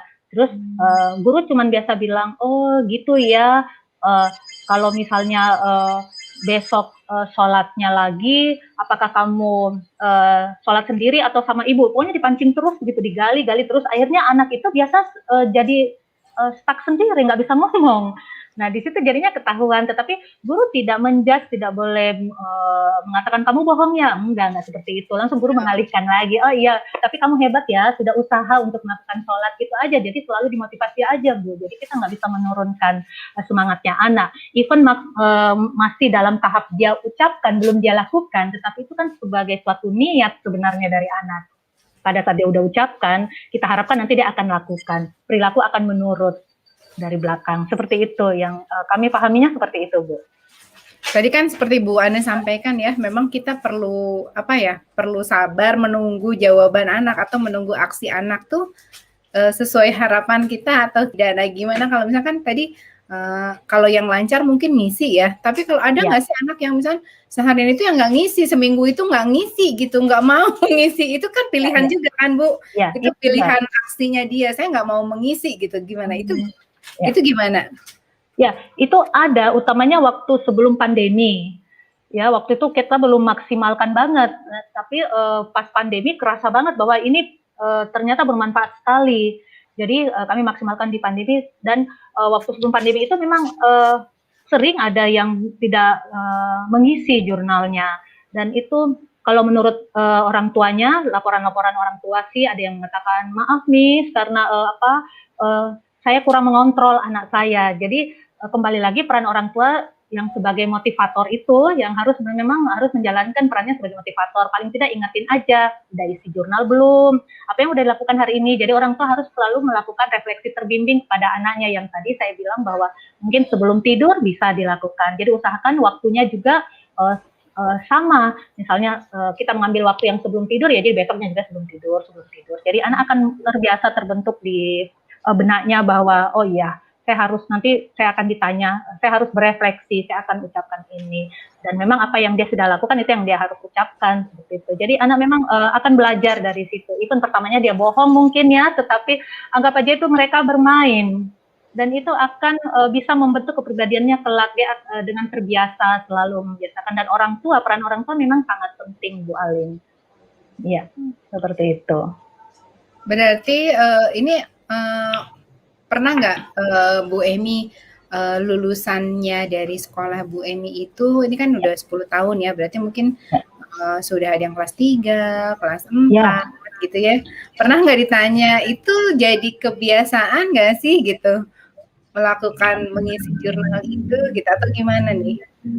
Iya, biasanya anak murid ada yang masih menggunakan jurnalnya itu di kelas-kelas SD awal begitu, tetapi lambat laun mungkin karena berubah lagi, kan sekolahnya bukan di kami lagi, beda sekolah lagi, jadi rutinitasnya beda juga, kepadatan pembelajarannya di sekolah-sekolah lain juga beda, jadi terkadang dia tidak menggunakan itu karena kesibukan sudah beda suasana mungkin ya, karena sudah pindah sekolah. Tetapi yang kami harapkan sebenarnya jurnal itu bukan cuma anak TK bisa pakai, karena ini kan sebuah model aja, jadi bisa dikembangkan even untuk anak SD, SMP, SMA. Jadi membiasakan anak mengungkapkan perasaannya lewat tulisan juga itu sebenarnya bagus sekali. Anak berefleksi sampai usia berapapun, kita juga orang tua kan, kalau kita semakin sering berefleksi, semakin kita tahu potensi diri kita, bisa mengembangkan potensi diri kita, dan sikap kita juga tentunya akan lebih terbentuk gitu. Ya. Menarik sekali ya. Bu Ana ada komentar, Bu Ana? Silakan. Masih mute, Bu. Ya. Anak membangun jurnal itu adalah upaya penting pada kerja otaknya untuk mengurutkan, untuk menyusun, dan itu dipakai sampai akhir hayat kita. Coba aja bayangin, kita misalnya ambil contoh aja, kita wanita gitu ya, sambil juga bekerja, sambil ada di rumah tangga, itu kadang-kadang hari Minggu malam di kepala tuh nyusun ngapain seminggu gitu. Namun bisa saja di tengah minggu terjadi perubahan mendadak. Tiba-tiba dapat telepon, ibu-ibu ini yang bekerjanya rutin di lembaga misalnya, terus ditugaskan kemana? Bu Emi kepala sekolah, tiba-tiba ada rapat mendadak kepala sekolah gitu ya. Itu kan mengubah urutan. Nah, pada momen itu, jika kita sudah punya pembiasaan pathway, pembiasaan struktur untuk menyusun, maka hal tersebut menjadi hal yang mudah untuk kita secara otomatis. Ini langsung ada processing cepet nih. Ibarat pabrik tuh cepet banget, instan banget. Dia langsung dia susun lagi. Entah dia susun mulai dari apa saja yang mau dipakai, lalu secara cepat, kalau juga punya keterampilan mengukur ya, itu dia akan menyusun juga prioritas. Kalau dia nggak ada keterampilan menyusun, maka kemungkinan besar dia menyusunnya hanya secara emosional. Yang saya suka duluan dikerjain. Yang saya nggak bakalan dimarahin, yang saya kerjain duluan. Keputusannya emosional. Tapi buat yang punya kemampuan yang agak kuantitatif, dia akan komparatif. Dia susun tuh berdasarkan prioritas. Maka program seperti Jurnal Emi ini secara neuroscience bisa saya menyebutkan menjadi penting sekali dan sebaiknya dijadikan pembiasaan. Komponennya menarik karena bukan komponen kognitif, melainkan komponen-komponen item-item sesuai dengan perkembangan anak untuk golden age. Komponen ukurnya di sana. Jadi bukan konten kognitifnya. Itu yang menarik dari jurnal Emi. Dan saya harapkan sih banyak teman-teman mengupayakan. Kalau bukan timnya Bu Emi nih ya, saya yakin teman-teman juga akan effort. Karena nggak semua orang loh punya kebiasaan untuk mengurutkan, menyusun, merencanakan. Itu banyak orang yang agak-agak gagap dengan hal tersebut. Tapi itu penting sekali. Penting sekali, saya dukung sekali secara neuroscience untuk kembangan fungsi kerja otak menjadi persiapan manusia produktif yang efisien, efektif, sehingga menjadi pemimpin yang baik nantinya. Terutama buat diri sendiri dan kelompok kecil dulu ya. Jadi terbiasa tapi itu nggak bikin jadi orang kaku nggak Bu Ane? Tidak. Nggak ya? Nggak. Mind map, contoh aja mind map. Mind map aja kan ada versi orang seni dalam konteks suka dengan varian-varian warna, gambar. Tapi ada mind map yang versi orang yang struktural. Ya pokoknya cuma garis. Tapi kan yang penting konsepnya, langkah kerjanya. Jadi jurnal ini pun yang kita pentingkan adalah langkah kerja, processing thinkingnya. Tapi bahwa nanti ada anak yang, wah segala stiker dia nemu, dia ikut tempelin tambahan. Begitu dia lagi nunggu dia iseng, dia gambarin bunga di pojokan gitu kan. Tapi ada anak yang karena bapaknya disiplin sekali, ibunya pustakawan gitu ya. Jadi itu anak terbiasa setiap hari itu by the book, by the rule. Jangan harap jurnal dia ada varian orek-oreknya gitu, nggak ada. Kalau sama Bu Emi dibilang, tolong centang, centangnya indah Bu, tak, nggak boleh miring. Ya? Karena pembiasaan dari rumah. Tapi kalau yang ibunya penyanyi atau ayahnya arsitek barangkali ya, Bu Emi bisa melihat jurnalnya, wow, kenapa jadi seperti ada interior design ya di dalam. No problem, Bu. Bukan itu. Tapi pembiasaan pathway berpikirnya yang penting dari journaling. Iya. Jadi nggak akan bikin orang jadi kaku gitu ya. Nggak, Bu. Ini kemarin nih nggak kayak gini. Nggak ya? Yang bikin begitu pendampingannya, Bu. Yang membuat itu pendampingannya. Jadi kalau ya itu tadi, ibunya pustakawan gitu ya, terus bapaknya juga militer misalnya gitu kan, double gardan tuh ya.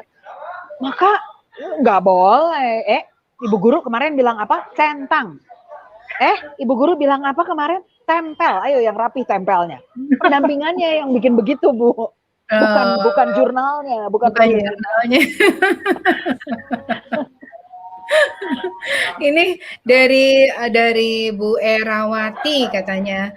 Jadi ngebayangin nge-TikTok dengan keluarga pakai gerakan alfabet engram. Pasti seru ya Bu Ane. Bulan depan ngabuburit kan. Santai kita TikTok. Iya. TKPLB juga sudah punya TikTok. Walaupun isinya belum ada. Yuk kita isi bareng-bareng rame-rame. Iya, betul Bu Emi.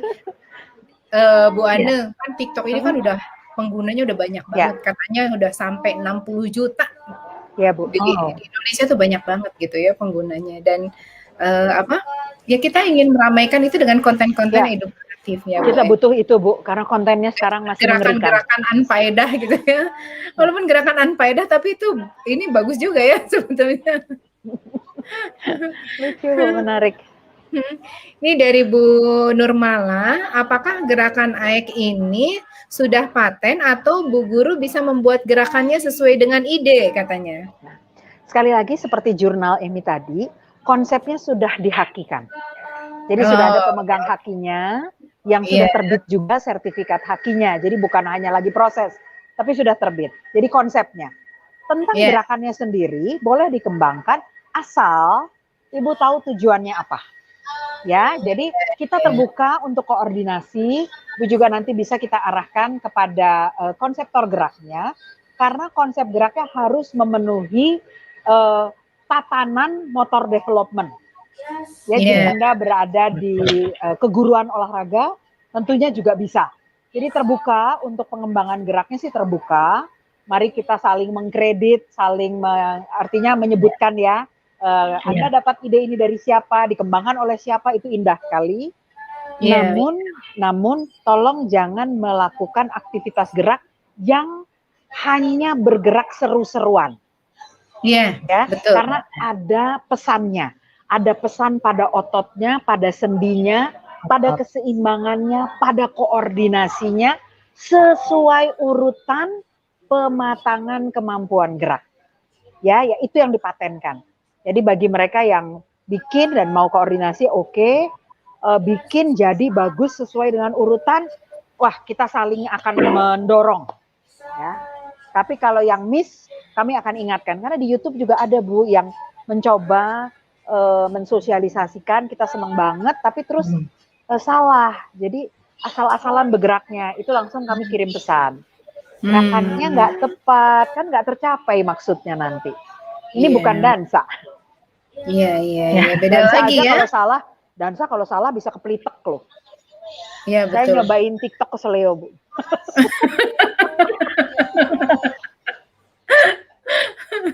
Iya, betul.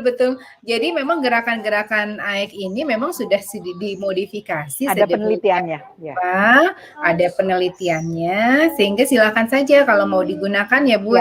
Bu Ana ya, itu malah bagus, memang harus digunakan ya untuk menstimulasi perkembangan termasuk otak. waktu itu researchnya pada pemilihan gerakan yang mana di huruf yang mana, Bu. Karena itu penting.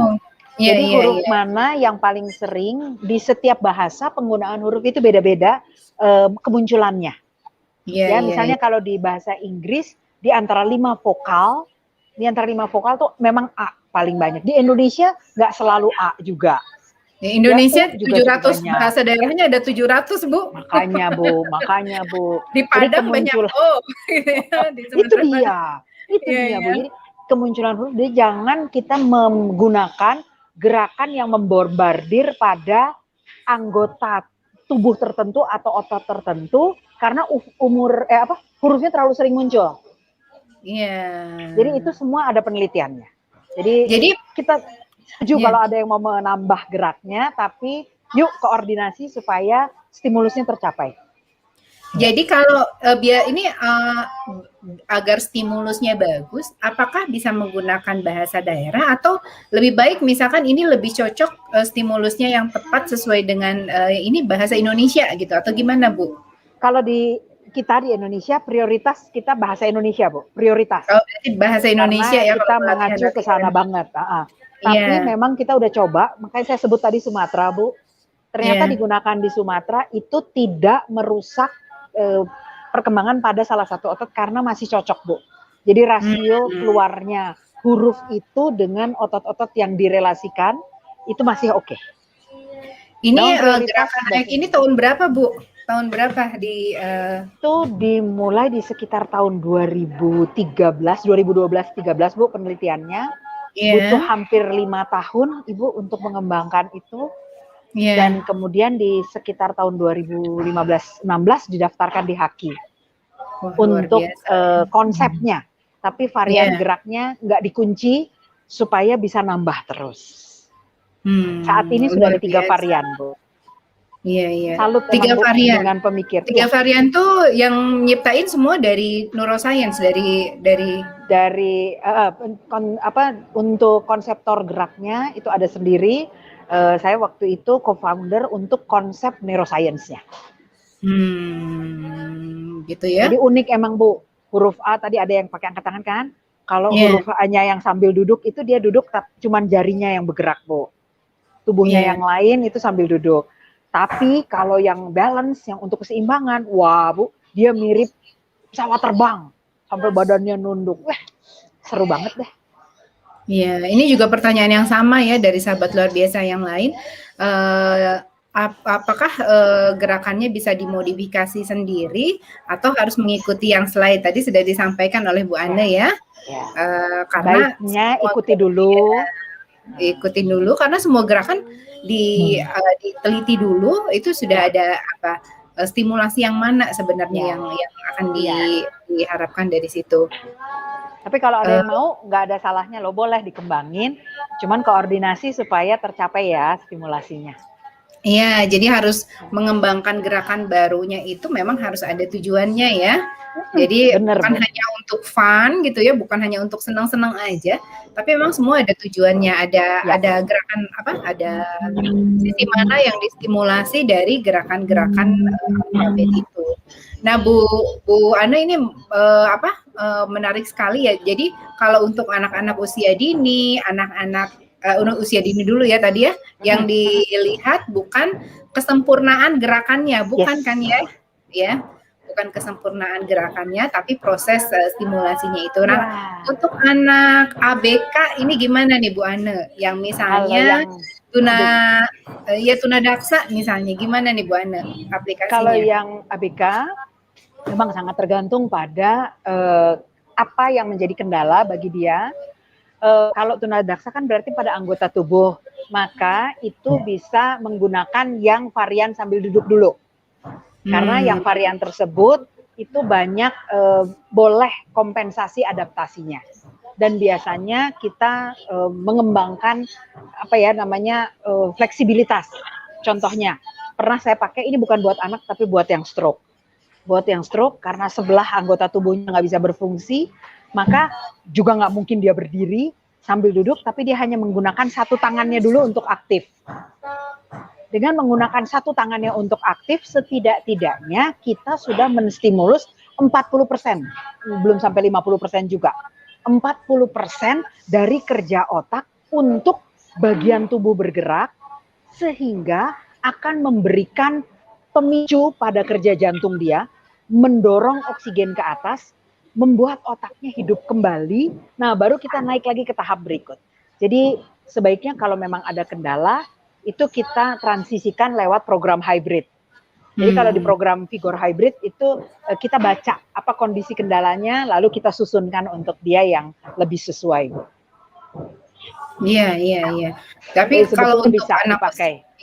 Iya. Kalau anak usia dini itu dari usia berapa Bu Ane bisa mulai Yang sudah pernah pakai itu usia 3 tahun, Bu. Oh, dari mulai usia 3 tahun ya. Di bawah 3 tahun itu biasanya mereka berada di sebelah meniru doang. Itu aja udah bagus. Itu saja sudah sangat bagus gitu, karena satu dia majuin kaki satu aja masih susah banget gitu kan. Iya, betul. Terus disuruh jongkok badannya gitu kan, buat dia juga masih, ya ampun lucu banget sih bentuknya, masih nggak bisa terkendali, karena buat anak di bawah 3 tahun tubuhnya itu masih seperti satu kesatuan utuh. Justru dengan dia melihat ikut-ikutan, tapi dia lihat pada yang lebih dewasa, lebih besar ya, anak lebih besar, disitulah mirroringnya tercapai. Jadi dia mulai mencoba dan merasa-rasa, mengenali, oh ternyata badan itu bisa ditekuk-tekuk gitu ya. Lalu dia mulai mencoba. Iya, betul. Saya dengar penjelasan Bu Ana tuh jadi inget waktu anak saya masih umur 1 atau 2 tahun gitu ya. Jadi kalau meniru gerakan sujud sholat itu kan ya mereka nggak bisa, jadi mereka tidur gitu ya. Jadi tidur tengkurap gitu, buat mereka sujud itu tengkurap gitu. Itu karena itu mungkin ya tadi ya. Sekarang ini kalau kita kembali ke urusan TikTok ya Bu ya, itu kan banyak banget bocah-bocah kecil-kecil, aduh ya ampun imut-imut lucu banget ya. Itu TikTokan. Dengan kelihatan banget anak-anak yang belum bisa mengenali separasi dari anggota tubuhnya per sendi. Jadi mereka kalau disuruh begini tuh nggak gini gitu ya, tapi sepertinya di satu ini nggak ada tekukan di sini nih. Ya. Nah, pada kondisi sekarang akibatnya karena tubuh atasnya dia seolah-olah dia belum bisa ngikutin gaya yang benar, akibatnya mereka mainnya apa, goyang pinggul doang. Nah, ini tuh stimulus yang kurang pas. Karena anak usia di bawah 2 tahun kebanyakan main goyang pinggul baru berdiri, udah goyang pinggul, baru belajar jalan, udah goyang pinggul, akan melemahkan kemampuan tubuh atas dia. Nanti orang tua dan guru menjerit loh kalau dia nggak bisa nulis. Nah loh. Ya, Begitu jadi jangan ya. lucu-lucuan aja gitu. Jadi boleh dia goyang pinggul, oke, tapi jangan keterusan. Lebih baik malah suruh duduk. Ada 1-2 TikTok saya lihat itu anaknya duduk terus tangannya yang diangkat, goyang tangan, seperti maju. Itu lebih baik daripada yang berdiri terus goyang pinggul. Tangan yang diajak goyang. Iya, terus ada yang pakai ini Bu, kayak gerakan yang pakai tempo itu ya, suruh ngikutin tempo gitu. Itu bagus banget gitu ya. Itu Jadi yang anak bagus banget. dia cuma yang tangan gitu aja ya kan, cuma tangan gini-gini gitu ya. Itu Iya. bagus banget. Itu ide yang bagus banget saya lihat. Saya belum tahu siapa yang inisiatornya, udah berkembang ya di banyak orang mencoba, tapi saya puji banget ide itu. Iya. Ya pokoknya sekarang berarti memang kita harus selektif ya ketika memilih gerakan. Jangan hanya sekedar having fun gitu ya Bu Ane ya. Iya, tapi benar. kita juga harus paham tujuannya, kemudian akibatnya apa nanti kalau terlalu sering dilakukan seperti itu. Baik Bu Ane, Bu Emi, ini seru banget perbincangan hari ini dan tidak terasa waktunya juga sudah mau selesai ya. Iya.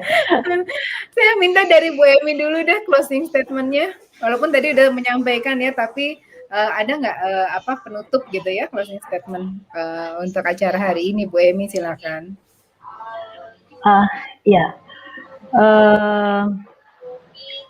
bahwa penanaman karakter itu sangat penting di anak usia dini.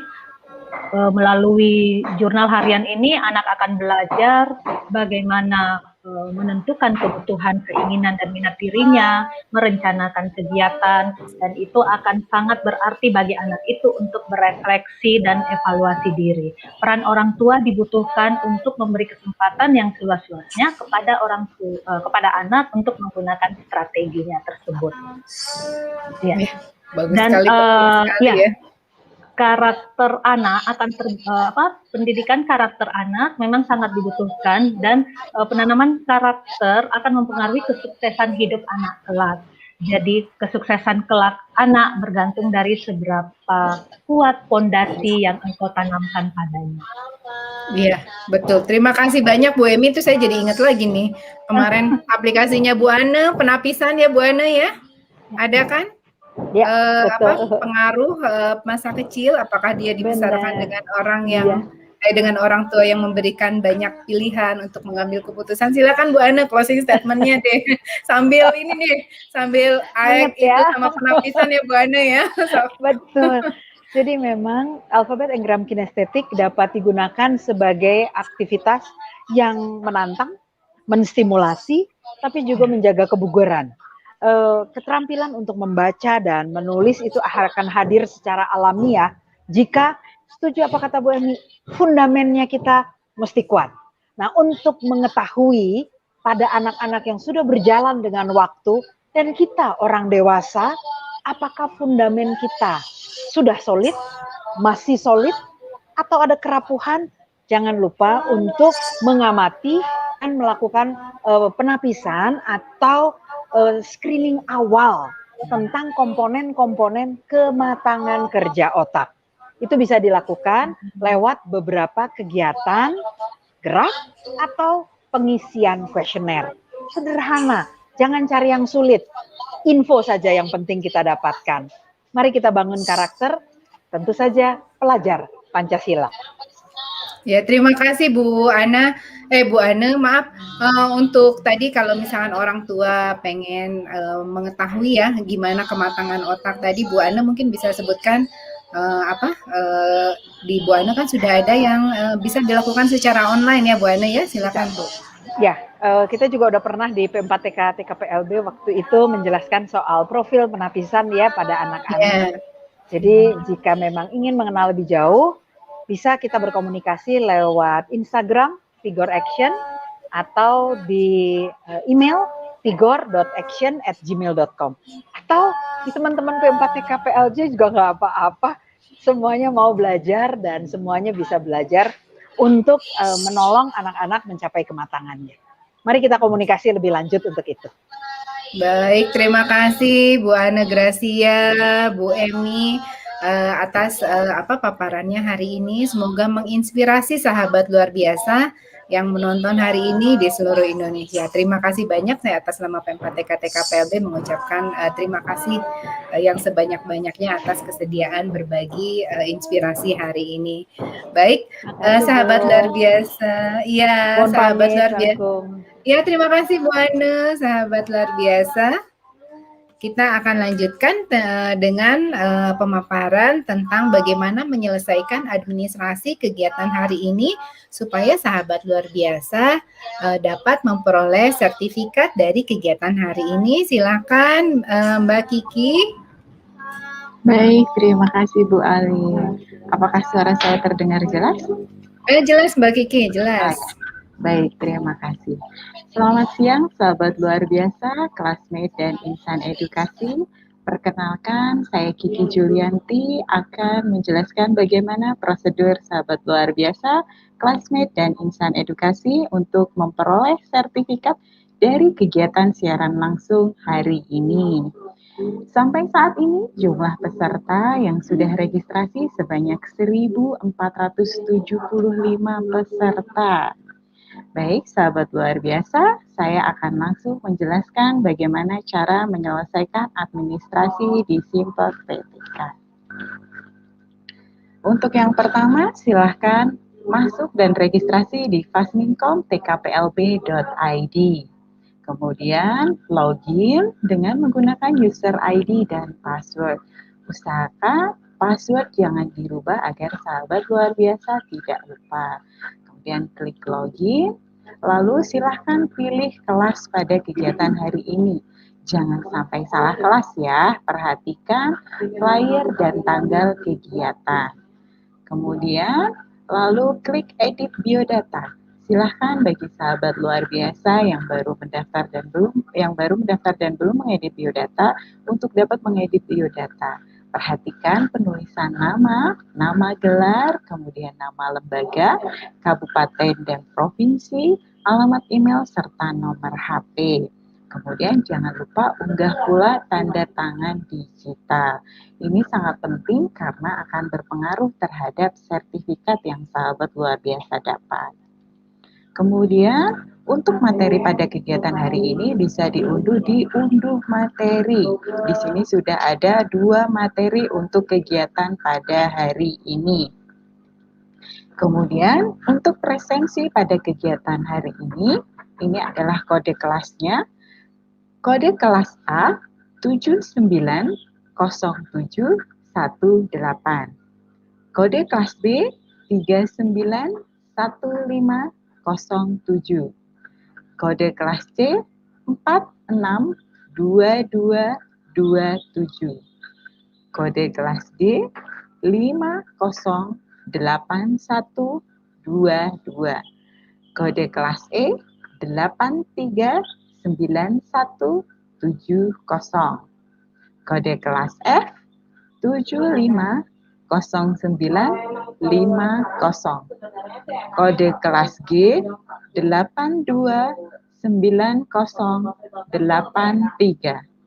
Kode kelas H 307633. Silahkan sahabat luar biasa bisa memfoto atau men-screenshot untuk kode kelas pada kegiatan hari ini. Baik, saya lanjutkan. Silahkan masukkan kode kelas di kotak sini, lalu klik masuk. Kemudian tekan kotak kecil sampai muncul tanda centang, lalu klik hadir. Setelah itu, isi jurnal. Nah, di sini ada 3 pertanyaan yang harus sahabat luar biasa selesaikan. Jangan lupa klik simpan. Setelah itu, silahkan kirim screenshot bukti kehadiran sahabat luar biasa dengan cara mengetikkan di kolom komentar nama, nama lembaga, lalu hadir. Kemudian silahkan diunggah. Setelah itu, silahkan sahabat luar biasa untuk mengisi kuesioner penyelenggaraan. Di sini ada 3 kuesioner yang harus diisi. Jangan lupa klik simpan.